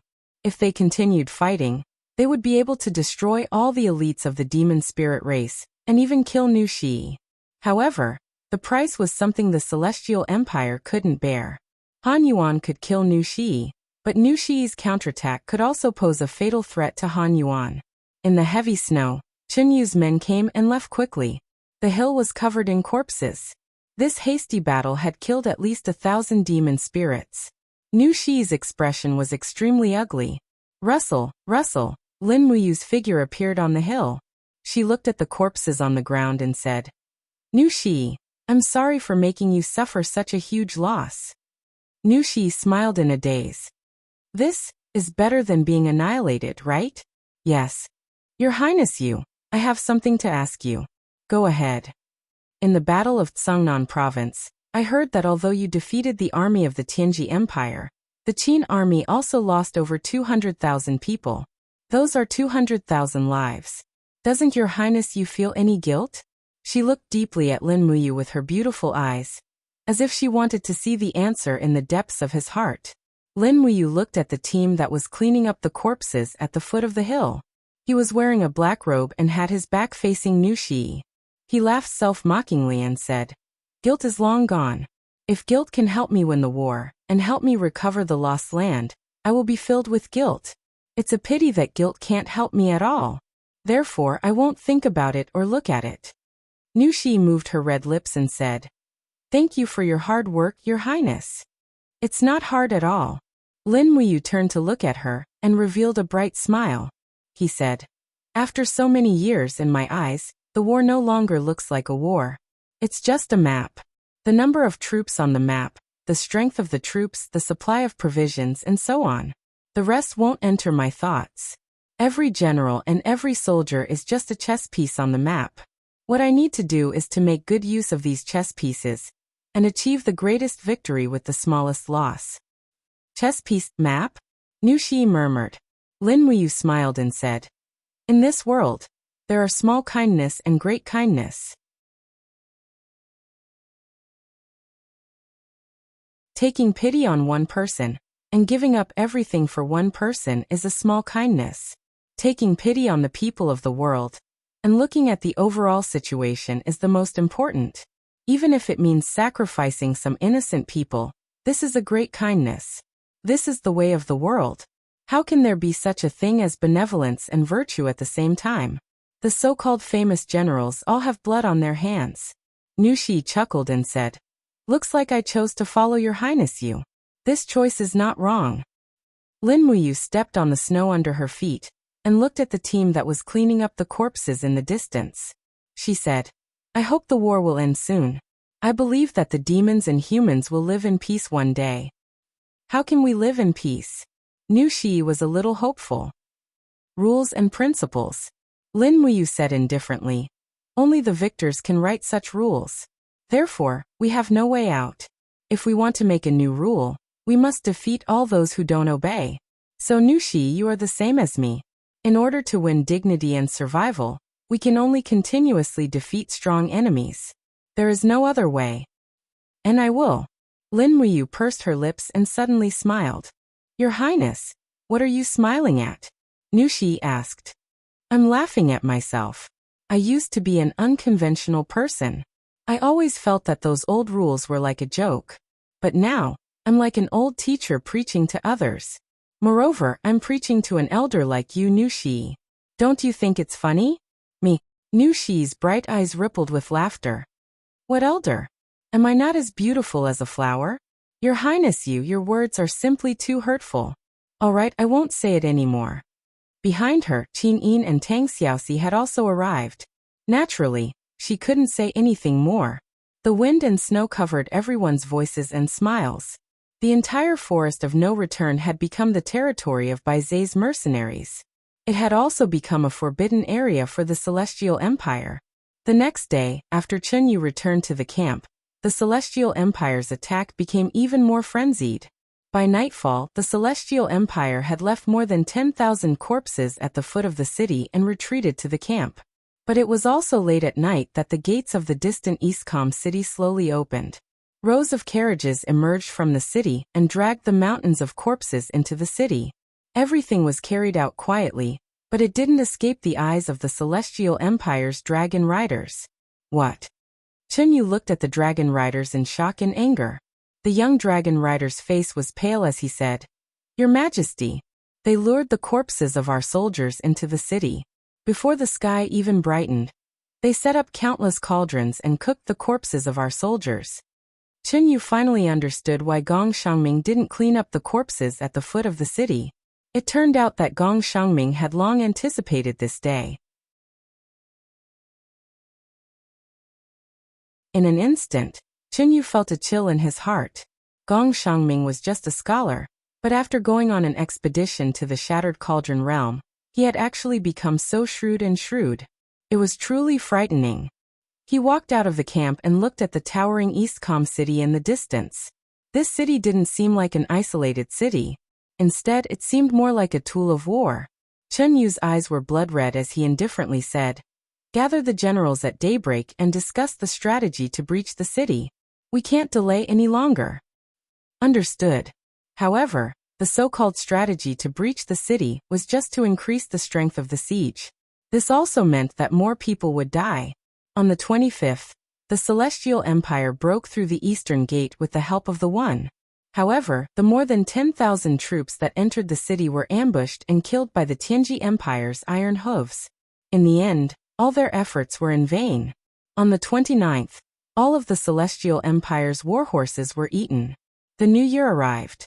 On the 5th day of the first month, the Celestial Empire ran out of food and ammunition. Qin Yu finally couldn't withstand the pressure from his ministers and ordered his troops to retreat. However, the road back had already been cut off by Baizei's mercenaries.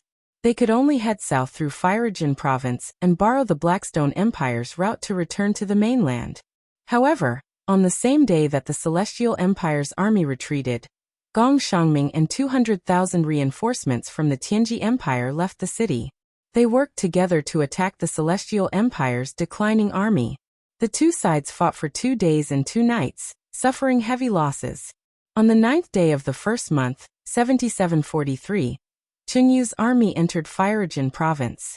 They were ambushed by Baizei's mercenaries and lost more than 50,000 men. On the 14th day of the first month, 7743, Qin Yu's army left Firejin province. Less than 200,000 men remained from his army of 1 million. On the 17th day of the first month, 7743, Qin Yu's army was ambushed by Shi Yuan's 300,000 men in the Blackstone Empire's Red Cliff province. They lost nearly half of their army. On the 27th day of the first month, 7743, Qin Yu finally returned to the mainland. Less than 90,000 men remained from his army of 1 million. Jinyan Pass. Qin Yu's defeated army was chased all the way. On the 3rd day after they forced their way out of Jinyan Pass, Qin Yu had long since become a bird startled by the mere twang of a bow. When the concentrated sounds of horse hooves came from the ancient road, Qin Yu almost fell off his warhorse. Far away in the forest, there was a banner fluttering in the wind. It was the Celestial Empire's wolf-head war flag. Liao Yang couldn't help but exclaim in surprise, "Your Highness, it's our own army. It's the Sun Yan army stationed outside Jinyan Pass." It's the commander of the Sun Yan army, Lord Su Zhan. Sure enough, the armored cavalry stopped in the distance. A general came forward and knelt on both knees. "Your Highness, you've suffered." Your subordinate Su Zhan led the 200,000 men from the Sun Yan army to rescue you. Qin Yu stood in the snow in a daze. His face was devoid of color. Suddenly he burst into tears.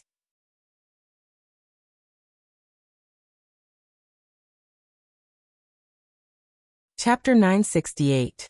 On the 29th of January, although it was already the beginning of spring, the night was still very cold. The walls of Huiyuan City were all red, like a huge red mountain standing in the darkness. It was said that the bricks of Huiyuan City were made from special volcanic rocks, which was why they were so red. The bricks were hard and smooth, which was not good for climbing. Therefore, Huiyuan City, which had less than 10,000 guards, was able to withstand the attack of hundreds of thousands of Qin Yu's troops. Qin Yu had to give up Huiyuan City and go to the Blackstone Empire in the south. If Huiyuan City had not been defended, perhaps Qin Yu would not have suffered a crushing defeat in Hongyan province. The old general on the city wall was holding a flagon of wine, his eyes staring into the distance. Suddenly he raised his arm and said, "Ballisti archers, be on guard, someone is coming." A 10-man squad leader couldn't help but laugh. "Lord, you are nervous again. Qin Yu's troops have been defeated long ago. It is impossible for them to come back. Who will come now? Watch carefully." Sure enough, the dense and slow sound of horse hooves could be heard on the official road. Soon a flag could be seen. It was a flag embroidered with the mythological beast Baizei. Under the illumination of the fire on the city wall, at least 10,000 Baizei mercenaries appeared below the city wall. "Who is it?" The general shouted.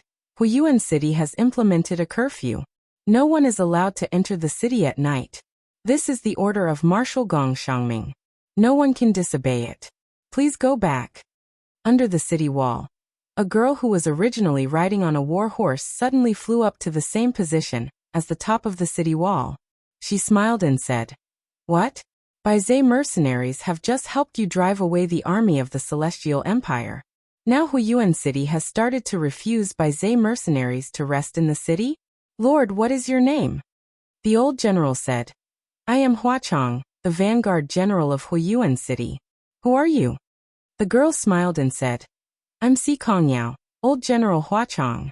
I've seen you in Tianji City before. Have you forgotten me? You see, my Baizé mercenaries have run out of food due to the heavy snow. We can no longer set up an ambush in the forest of no return, so we are now hungry and tired. We are returning to Shiping City via Huiyuan City. I hope that General will allow us to enter the city to rest for a while, and provide us with some food and fodder. We will leave after a day's rest. I guarantee that we will not cause any trouble to Huiyuan City. So it's Miss Si Kongyao. Please excuse my lack of manners."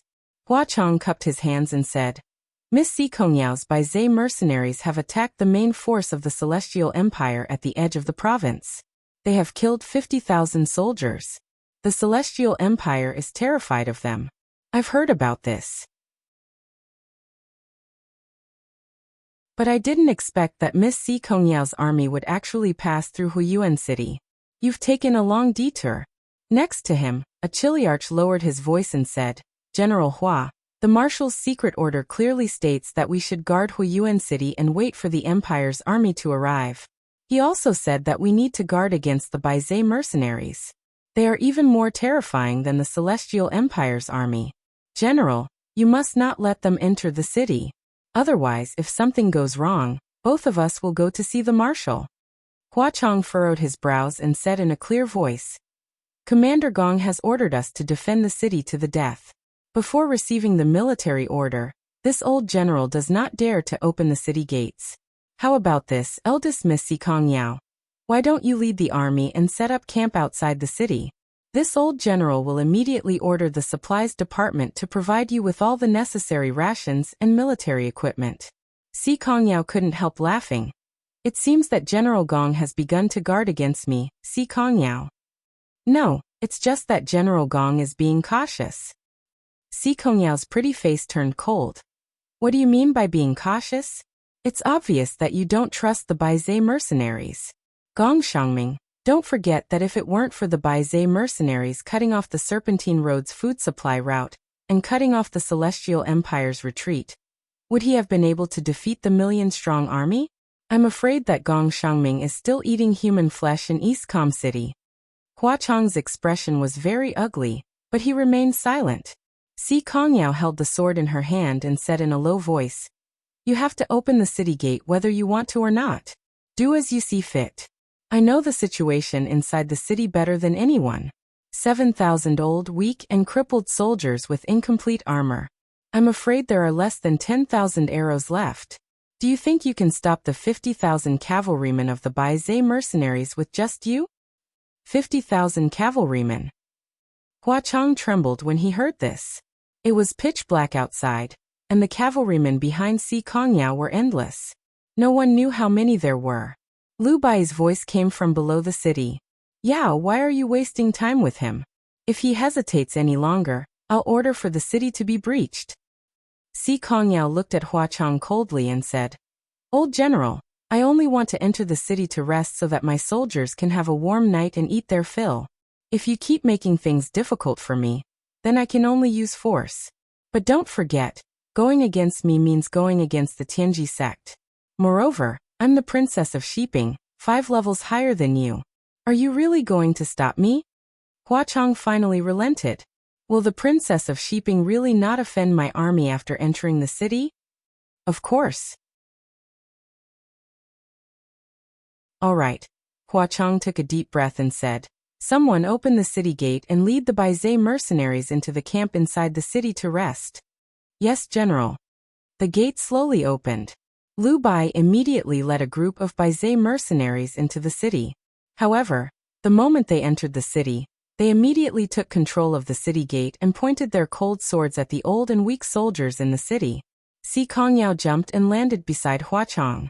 She placed the sharp sword on his neck and smiled. "Old General, I'm sorry. I'll take over the Huiyuan city." Hua Chang's face was ashen. Didn't you say that you would not offend my army? There's nothing too deceitful in war. Si Kongyao revealed a sly smile and said, but you don't have to worry. We only want the Huiyuan city. We don't want your lives. This time, we will not offend you.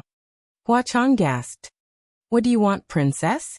Isn't it enough that you already have Shiping province? Do you want another Huiyuan city? Although your Baizé mercenaries are powerful, they may not be able to defend the city. You don't have to worry about that. Si Kongyao smiled. Hand over the governor's seal immediately. I'll be in charge of the Huiyuan city from now on. Oh no, the whole Huiyuan province will be under my control. Hua Chang's face was ashen. He said in a trembling voice, what do you want, princess? There are only 4 provinces in the Tianji Empire. What do you want to do by occupying 2 provinces? You don't have to worry about it. Hand over the seal. It's in the governor's hands. Take me there. Yes. 2 hours later, Hua Chang successfully obtained the governor's seal and took over the entire Huiyuan city. Finally, Hua Chang left the Huiyuan city with more than 3,000 remaining soldiers before dawn. The remaining 4,000 soldiers had pledged their allegiance to Si Kongyao. For most of the local armies, it didn't matter who they were loyal to. What was important was who could give them food. As long as they had food, they wouldn't starve to death. At daybreak, a large number of high-level demon spirits entered Huiyuan city and went straight to the governor's mansion. The group of people were wearing thick cloaks, and their faces were hidden by the cloaks. When they entered the mansion, Lin Muyu, Qin Yin, and Tang Xiaoxi also appeared. A graceful woman took off her cloak and revealed a beautiful face. It was Nushi. She seemed to be a little nervous. Is it really okay to take over Huiyuan city like this? There will be no problem, Si Kongyao said. Your Majesty, you need to order the high-level demon spirits to disguise themselves as humans and blend into the army. You need to establish an army that you can control to control Huiyuan province. Then, you need to designate the forest area in the city as a forbidden area for the demon spirits to live in.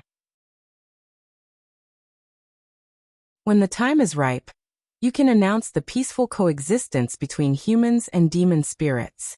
Of course, the most important thing is to restrain the demon spirits.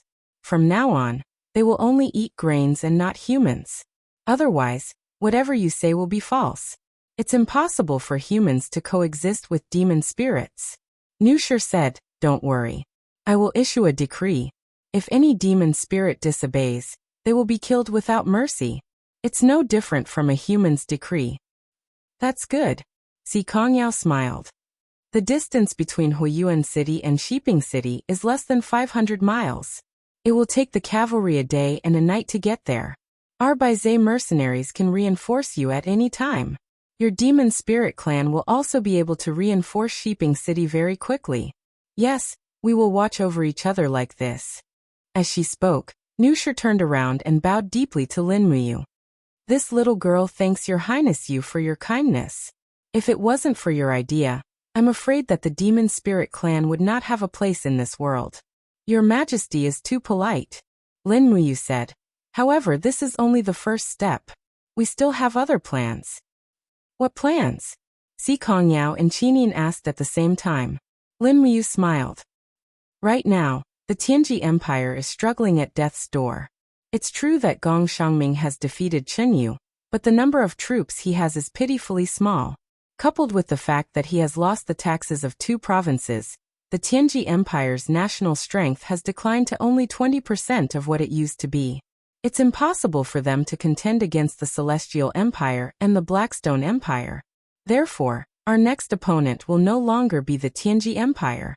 Instead, we should focus our strategy on forming an alliance with the Tianji Empire and expelling the Blackstone Empire.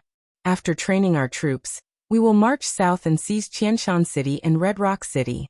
This will force the Blackstone Empire's army to advance eastwards, and let them snatch the territories of the Celestial Empire, and fight to the death with the remaining troops of Chenyu. Tang Xiaoxi smiled. Mu, you're really getting worse. You can even come up with this kind of idea. This is just a balance.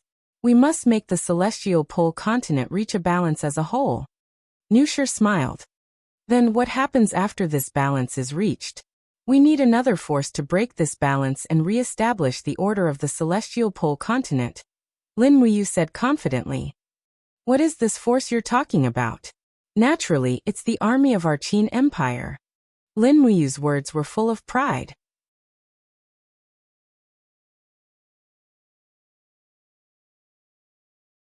Chapter 969. On the 4th of February, it had been almost a month since Gong Xiangming's army had completely defeated the Celestial Empire's army. However, there weren't many smiles in the Tianji Palace of Tianji City. In the past month, they had only heard one bad news after another. Marshal Gong has arrived, the eunuch announced loudly. A group of civil and military officials looked over and saw Gong Xiangming in his military uniform with a long sword hanging from his waist. His gilded combat boots stepped on the blood-red carpet as he walked into the palace step by step. After the Battle of East Com City, Gong Xiangming's name shook the world. He was already the #1 general of the Tianji Empire in name and in reality. After Zhang Cheng died in battle, under the circumstances where all the generals were helpless, this Confucian scholar stepped forward and turned the tide. Not only did he win a good reputation, but he also established his position in the Tianji Empire. Even the emperor, Baiming Yuan, thought highly of this Confucian marshal. Marshal Gong is here? Give him a seat, Baiming Yuan said. Thank you, Your Majesty. Gong Xiangming knelt on the ground and said, But I can't take a seat. There's new news coming from afar. This news makes me feel very embarrassed. Oh, what news? Si Kongyao and Baizei's mercenaries have occupied Huiyuan City. The entire Huiyuan province's dozens of prefectures have fallen one by one. Baizei's mercenaries have a very big appetite. Not only Xishan province, but they've even swallowed Huiyuan province. Preposterous. Baiming Yuan slammed the table and stood up. His face was full of anger. What is this little girl Si Kongyao thinking? Is she trying to seize half of my empire? Marshal Gong, as the empire's marshal, you defeated the Celestial Empire's million-strong army in the Battle of East Com City. You must have a way to take back 2 provinces from Si Kongyao, right? Gong Xiangming's face was livid. Your Majesty, I can't. Why? Gong Xiangming raised his head to look at Baiming Yuan and said, First, our national treasury is already empty. We can't take out more food and weapons to fight. Second, our military strength has declined to an unprecedented level. The Battle of East Com City was a decisive battle against the Celestial Empire's million-strong army, with the Tianji Empire's national strength. After the battle, Chenyu was defeated, and we weren't much better off. Yanji Corps, Lanji Corps, and the newly formed army numbered nearly 500,000 people, but only less than 200,000 are left. Moreover, many of them are heavily injured, and many of them are unable to step onto the battlefield again. On the other hand, Si Kongyao's Baizei's mercenaries only had one chance to directly enter the battlefield. That was an ambush on the border of Huiyuan province. They didn't suffer many losses at all. Instead, they captured many of the Celestial Empire's troops. Together with the troops they recruited, the Baizei's mercenaries now have at least 250,000 soldiers. In terms of strength, we are no longer above Baizei's mercenaries. What? Baiming Yuan felt a chill in his heart when he heard this. He said, If I had known this would happen, I wouldn't have invited the Baizei's mercenaries for reinforcements. This is simply inviting a wolf into the house. I was foolish. Gong Xiangming smiled faintly. Your Majesty, you are not foolish. If Si Kongyao's Baizei's mercenaries hadn't schemed in the forest of no return, I'm afraid that Chenyu wouldn't have been defeated. If you hadn't invited Si Kongyao, the Tianji Empire would have perished. Now what should we do? Baiming Yuan asked with an ashen face. Gong Xiangming said, It's true that the Baizei's mercenaries have invited a wolf into the house. This is a bad thing, but it's not like we can't turn a bad thing into a good thing. Oh. Marshal Gong, please speak. Your Majesty, in the end, Si Kongyao hasn't completely fallen out with us yet. She is still the princess of Shiping in the Tianji Empire. In my opinion, why don't you grant Si Kongyao an imperial edict and order her to lead the Baizei's mercenaries to attack the Liaishan province of the Blackstone Empire? In this way, we can take advantage of the situation and take back 2 provinces at one go. This is called when the sandpiper and the clam fight, the fisherman benefits. All right. Bai Mingyuan stood up and said, we'll act according to the plan. But what if Si Kongyao doesn't accept my edict? It's her business whether she accepts it or not. It's your business whether to issue the edict or not. Gong Shangming said faintly, Your Majesty, I would like to use your golden token. Oh, what's the use of my golden token? I want to go to the Tianji sect to meet the sect leader, Si Kongming. I'm afraid that he's the only one who can restrain Si Kongyao at this moment. Okay. In the afternoon at the Tianji sect's main altar, Gong Shangming held the empire's golden token in his hand and led dozens of guards into the main altar. Along the way, there was a lot of chatter. It seemed that spring came earlier in the Tianji sect's main altar compared to other places. In the depths of the main altar, pear blossoms were in full bloom. It was rare to see such beautiful and exquisite things in Tianji City. Even the imperial garden of the Tianji Palace was not as elegant and unique as this. In the depths of the pear blossoms was a thatched cottage. It was Si Kongming's residence. A disciple walked in front and said respectfully, Sect leader, Marshal Gong Shangming requests an audience. Creak. The wooden door opened slowly. Si Kongming, who was dressed in a white robe, walked out in high spirits. However, if one looked closely, one would notice that his feet did not touch the ground at all. Every step he took caused a layer of frost to ripple. It was very magical. I wonder why Marshal is looking for an old man like me? Si Kongming said with a smile. He was very amiable and amiable. Gong Shangming immediately bowed and said respectfully, Old sect leader, I am here for Miss Si Kongyao's matter. Old sect leader, do you know what Miss Si Kongyao has been doing recently? Si Kongming smiled and said, Are you talking about Yao? I don't know. Yao has already grown up. Even an old man like me can't control her anymore. I won't ask what Yao is doing. So I'm afraid that Marshal has come for nothing. Old sect leader. Gong Shangming's voice was filled with sincerity as he said, The Bei's mercenaries under Miss Si Kongyao's command have already consecutively plundered the West Mountain and Huiyuan provinces. Her actions are tantamount to treason. Are you really going to sit back and do nothing? Treason? Is that so? Si Kongming had a kind look on his face. He smiled and said, Didn't His Majesty confer her the title of West Mountain Commandery Princess? If that's the case, he must have bestowed 2 fiefs to Yao. This is the honor of our Si Kong family. Our ancestral graves are emitting green smoke. Gong Shangming frowned and said, Old sect master, how can His Imperial Majesty endure your words? Eldest young Miss Si Kongyao attacked the Fire Element province without even giving us a heads up. If His Imperial Majesty investigates this matter, I'm afraid it will not be easy to resolve. Si Kongming's face turned cold. What? Investigate? Whoever dares to touch a hair on my granddaughter can try. Don't think that I, Si Kongming, can't do anything for decades. Let me tell you, this old man is still strong and healthy. Gong Shangming was stunned. Old sect leader, you mean, you don't care what Miss Yao does outside, but if His Majesty wants to punish her, you will definitely intervene, right? That's right. Si Kongming gently stroked his beard and said, This old man has already said that everything in the world has nothing to do with me and the Tianji sect. Yao is a sensible child. I can understand what she does, but if anyone wants to hurt Yao, then don't blame me, Si Kongming, for fighting to the death with these old bones of mine. Gong Shangming's expression was blank. He had never seen such an unreasonable person in his life. Furthermore, this person was actually the sect master of the Celestial Polarity sect, known as the strongest expert in the Celestial Pole continent.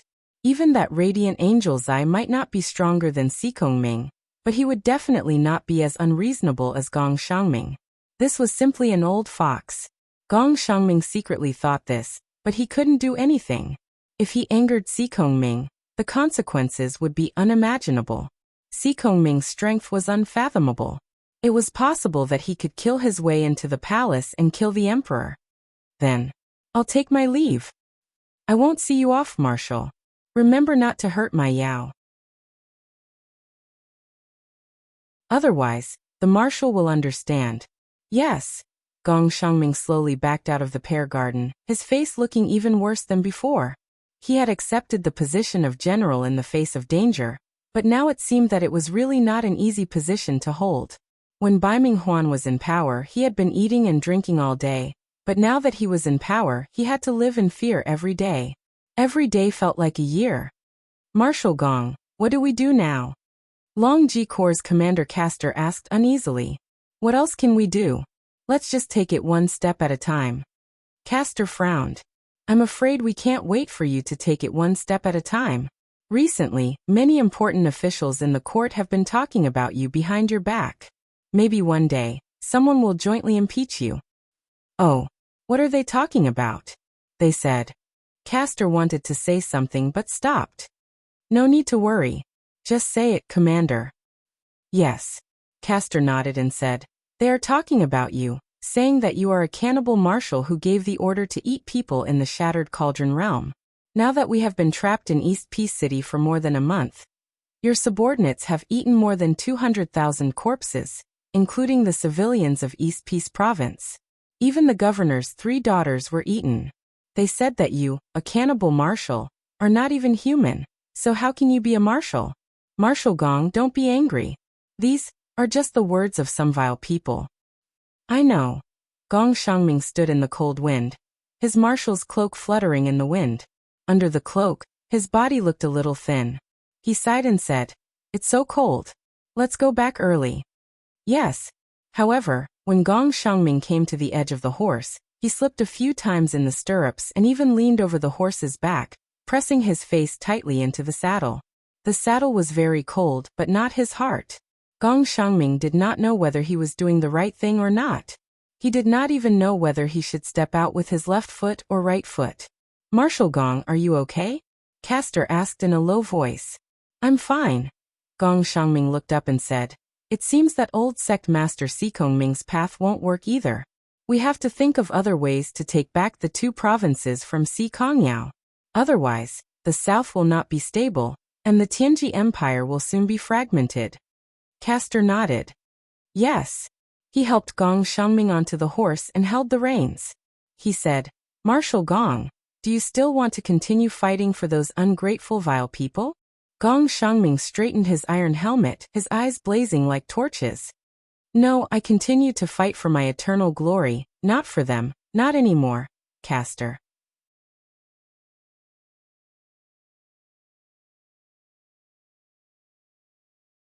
Chapter 970. On the 9th day of the 2nd month, King Lanji led the delegation to Shiping City. Naturally, he was solemnly welcomed by the Baizé mercenaries. When more than 100 members of the delegation were escorted by the Baizé mercenaries into the governor's mansion, King Lanji's complexion was very ugly. This time, Shang Qian wasn't in Shiping City, so King Lanji didn't have any trump cards in his hands. The governor's mansion's meeting hall was resplendent with gold and jade, just like a palace. Si Konyao's pair of long legs were wearing leather boots, and she was wearing a golden cloak. She was sitting on the throne at the end of the golden stairs like a queen. Below her were 2 rows of Bai's mercenary generals, who were clad in armor and had torch-like eyes. Each of them was murderous, as if they would swallow King Lanji alive at any time. Welcome, Your Highness King Lanji. Si Kongyao stood up and gracefully saluted. King Lanji was a little frightened. He said, Princess Yao, you're too polite. Si Kongyao went straight to the point. I wonder why Your Highness has come to Shiping City this time? More than 2 months ago, Your Highness invited the Baizé mercenaries to go on an expedition to East Com City. We've already done it. This Shishan province is a fief that His Majesty personally conferred to me. You wouldn't go back on your word, would you? No, how could that be? King Lanji's face was full of embarrassment. He said, This time, I've come only to inquire about the Fire Element Province. The Fire Element Province is one of the 4 major provinces of the Empire. It was originally Marshal Baiming Huan's fief.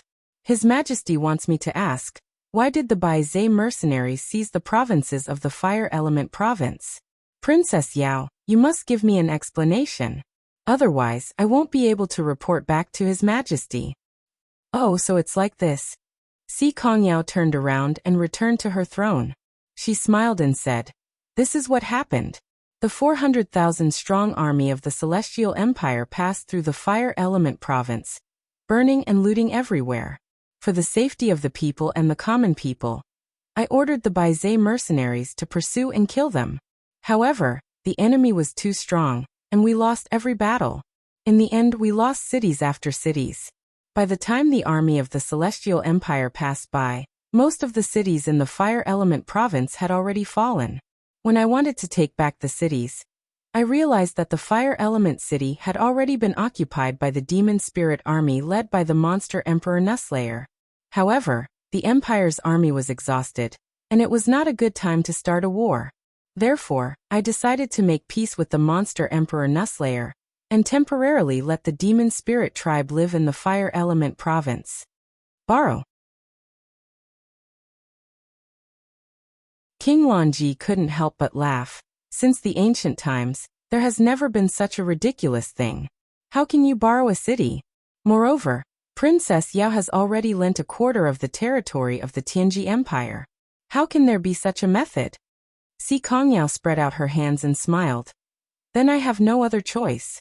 Anyway, there are 200,000 demon spirits living in the Fire Element city. Nusslayer will personally guard it. If King Lonji thinks that you have the ability to take back the Fire Element province, then go ahead. I, Si Kongyao, will not interfere. The corner of King Lonji's mouth twitched a few times. The combat strength of the demon spirit tribe was obvious to everyone. It was impossible to destroy the 200,000 demon spirit army without double the military strength. Moreover, Si Kongyao wasn't just being an alarmist. Princess, how long have you lent the Fire Element province? King Lonji began to look for a way to maneuver. 1 year, Si Kongyao said. 1 year. King Lonji frowned and said, in that case 1 year it is. After 1 year, Commander Gong will naturally lead the Empire's army to the Fire Element province to take back the lost land. At that time, even if the demon spirits are unwilling, they can't do anything. Of course, Your Highness King Lonji didn't come to Shiping City just for this, right? Of course not. King Lonji gently waved her hand and said, come, ask for His Majesty's Imperial Edict. An attendant respectfully walked forward with a golden scroll in his hands. Immediately, Liu Bai and the other generals of the Baizé mercenary army knelt down one after another. Si Kongyao also knelt down on one knee on the steps, remaining silent. The attendant said in a clear voice, the Baizé mercenary army is incomparably brave. They have broken through the enemy and seized the city, raising the national prestige. The Princess of Shiping, Si Kongyao, is both intelligent and brave. She can be called the treasure of the nation. However, the enemy has not been defeated yet. Recently, I heard that the Blackstone Empire has repeatedly wanted to invade our territory. Therefore, I order that Si Kongyao will lead the Baizé mercenary army to attack the northern border of the Liaishan province. The Ministry of War will send 100,000 weapons, 50,000 sets of armor, and 1 million don of military provisions within 10 days. Once they arrive, the troops will be dispatched immediately without delay. Si Kongyao raised her head and said, I accept the Imperial Edict. Thank you. King Lonji smiled and said, His Majesty said that as long as the Princess of Shiping captures the land, she and the Baizé mercenary army will be conferred the title of Shiping Princess. If the princess can really attack Qianshan City and conquer the capital of the Blackstone Empire, His Majesty will confer the title of Shiping Princess to her. She will be the first queen with a different surname in the Celestial Pole continent. It sounds very good. Si Kongyao raised the corner of her mouth and said, Your Highness, please go back and tell His Majesty that Si Kongyao will do her best to work for the Tianji Empire. However, please also ask His Majesty to deliver the supplies to us as soon as possible. Now the Baizé mercenary army lacks people, horses, weapons, and everything else. If His Majesty doesn't give us enough supplies, I'm afraid we won't be able to attack Qianshan City. Yes, I will tell His Majesty exactly what you said. Well, thank you. Tonight, there will be a banquet in the Governor Mansion. Your Highness, please do me the honor. Thank you very much. When King Lanji and the others went to the courier house to rest, Si Kongyao gently waved her hand. A group of generals of the Baizé mercenary army dispersed, and Lin Muyu Qinin and Tang Xiaoxi also came out from the side hall. What should we do, brother Yu? Si Kongyao's elegant brows knit together slightly as she said. The emperor wants me to attack the mountain range province. Isn't this forcing a duck onto a perch? Although the Bei's mercenaries can be considered a strong and well-trained army, attacking Xiyuan's nest is tantamount to seeking one's own death. Let alone Xiyuan, even the Thunderflame Sex Long she would not agree. Lin Muyu couldn't help laughing and said, You don't have any idea, but I see that you have a well-thought-out plan when you receive the imperial edict. I have to put on an act for others to see. Si Kongyao pouted and inadvertently revealed a girl-next-door look. She walked forward and pulled Lin Muyu's wrist, saying, No matter what, you Sister Qinin and Sister Tang Xiaoxi must think of a way before you leave the celestial pole mainland. There is a way. Oh, say it. Say it. Lin Muyu said. You are far away from Tianji City. You don't need to worry about obeying the imperial edict. You can pretend to obey and cheat them of weapons and provisions. Then you can use all kinds of reasons to refuse to send troops. In fact, Tianji City can't do anything to you. What are the reasons to refuse? Do you still need me to teach you this? Come Yao, listen carefully. I will tell you 10,000 reasons. Insufficient weapons. Too many soldiers who are not acclimatized to the climate. Too many of them are sick. The city is in disrepair. Mountain bandits are causing trouble in the provinces. Insufficient provisions are prepared. There are rumors in the army that a mutiny is imminent. There are people in the imperial court who want to harm you. Your grandfather Sikong is asking you to go back for a meal. The demon monarch's daughter is disloyal, and you have to guard against her. The human traffickers are rampant in Shiping City and you have to deal with them. Heroes have appeared in various prefectures and you have to recruit them. The grievances of the people need to be appeased. You are in a bad mood. Your period is coming. You have a little mood. Your appetite is not too good. You are too lazy to move around. The year is not good. It is raining. Lin Muyu rattled off a long list of reasons, which made Si Kongyao's jaw drop and she was dumbfounded. All right, stop. Si Kongyao held Lin Muyu's wrist and said, Brother Yu, you are so awesome. Tang Xiaoxi giggled and said, When it comes to the cultivation of a wily old fox, this guy didn't have so many cunning ideas when he first came to Lanyan City. Look at him now, Xiaoyin, you don't even care about him. If you let him go on like this, how can we control him in the future? Qin Yin smiled faintly and said, I can't do anything about this. Just take it that he is smart. In fact, if this method was given to General Feng, he would have come up with more ideas. That's true, they are all wily old foxes. Lin Muyu smiled and said, All right, don't be busy with personal attacks. It has been 2 months since we came to the celestial pole continent. I don't know if there are any unusual movements in Lanyan City recently. Let's have a good night's sleep tonight, and return to Lanyan City early tomorrow morning. As for the celestial pole continent, I will leave it to Yao and Lu Bai. Si Kongyao nodded confidently and said, Well, don't worry, leave it to me. Then, when will you come again, brother Yu? The next time you come. I'm afraid you will bring an army of 1 million. Oh, okay. Si Kongyao's eyes lit up and she smiled and said, Can brother Yu really conquer the heart of the celestial pole continent? Yes, if you conquer the celestial pole continent, you can be the queen of the whole celestial pole continent, and pay taxes to Lanyan City every year. Queen, Si Kongyao smiled and said, I don't have much interest in being a queen, but if brother Yu wants Yao to be the queen, then I will. But if you guys ascend to the immortal realm, I will also go with you. Okay, it's a deal. The next morning, Lin Muyu, Qin Yin, and Tang Xiaoxi quietly left the celestial pole continent, as if they had never been there. However, Si Kongyao and the others knew that it was precisely because of Lin Muyu's arrival that Chenyu suffered a great defeat. It was just that Chenyu was currently in his own country, training his troops after suffering a humiliation, so he was completely unaware of this. Sungnan Province, Silver Fir City. In spring, hundreds of flowers were in full bloom. This small city was as beautiful as a painting, but after repeated battles, plagues had spread. There were swarms of refugees in the city, and many people were infected. The spiritual medicine department was short of manpower and medicine, so there was no time to save people. As a result, there were piles of white bones on the roadside, which was unbearable to look at. Outside the city, fragrant grass stretched to the sky. Many refugees were lying in the grass, moaning in pain. There were many types of plagues, and each person's illness was different. As a result, the people of the spiritual medicine department were completely helpless. A white-robed young lady from the spiritual medicine department frowned slightly. After diagnosing an old man, her complexion became even more unsightly. "Miss, is there no hope for me?" the emaciated old man asked, panting heavily. "No, there will be hope." The young lady stood up and said to the 2 apprentices of the spiritual medicine department, "Prepare some 7 flavors soup.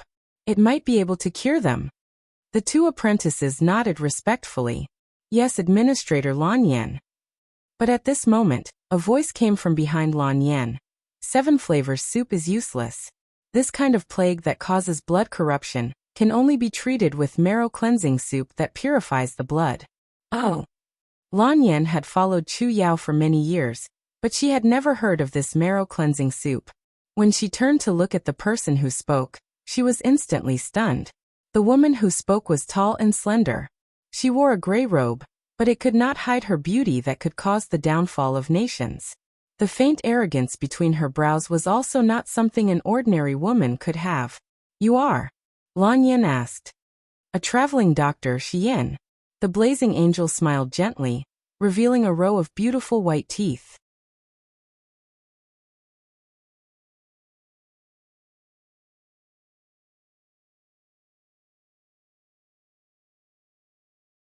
After seeing so many refugees, she decided to play the role of a quack doctor for fun.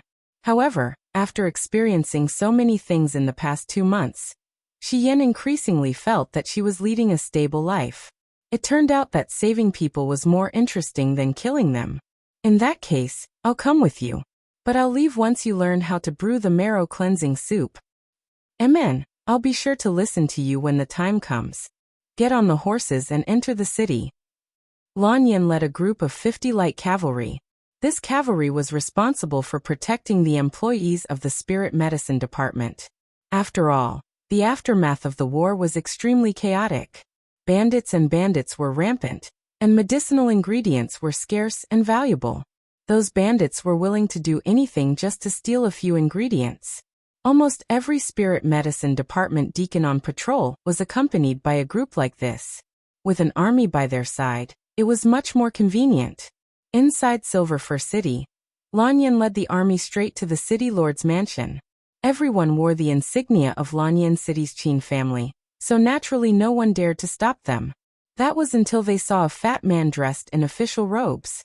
This humble official, the governor of Silver Fir City, Zhang Qian, greets Deacon Lan Yan. The fat man cupped his hands in greeting. In truth, everyone in Silver Fir City knew that Zhang Qian was originally just a local medicine merchant. Silver Fir City was close to the 7-star forest and had an abundance of medicinal ingredients. It was through selling medicine that Zhang Qian had made a fortune. In the end, he had bought the title of Silver Fir City's city lord from a certain official of the parliament. Moreover, the status of the city lord of Silver Fir City was definitely above that of the spirit medicine department's deacons. At the very least, they were equal, but Zhang Qian was extremely respectful towards them. There was no other reason for this.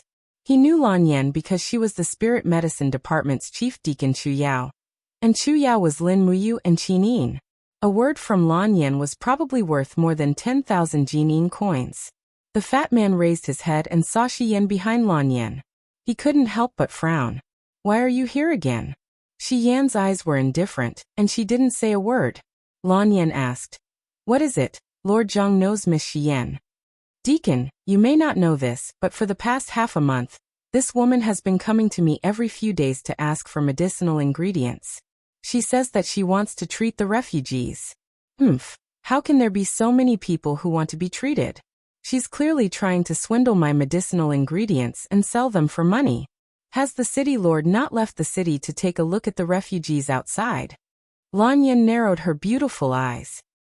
It was obvious that Zhang Qian hadn't left the city to take a look.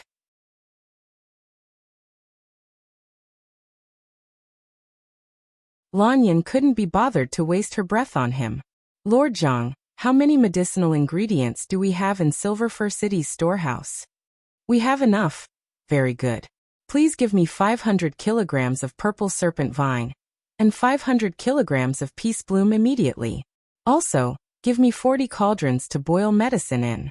Zhang Qian was shocked. Using so many resources, I'm afraid. What are you afraid of? I will sign the receipt. Are you saying that the medicinal ingredients stored in Silver Fir City's storehouse are not meant to be used to save people? Lan Yan looked at the fatty with a burning gaze. If they are not, I will report it to Her Majesty the Empress. No. Zhang Qian shook his head repeatedly. This lowly official will give them to the deacon. That's good. I will wait for you in the Spirit Medicine Department's tent outside the eastern city gates. Yes, this lowly official will make the arrangements immediately. Zhang Qian bowed deeply, but when he raised his head, he shot a venomous look at Shi Yan.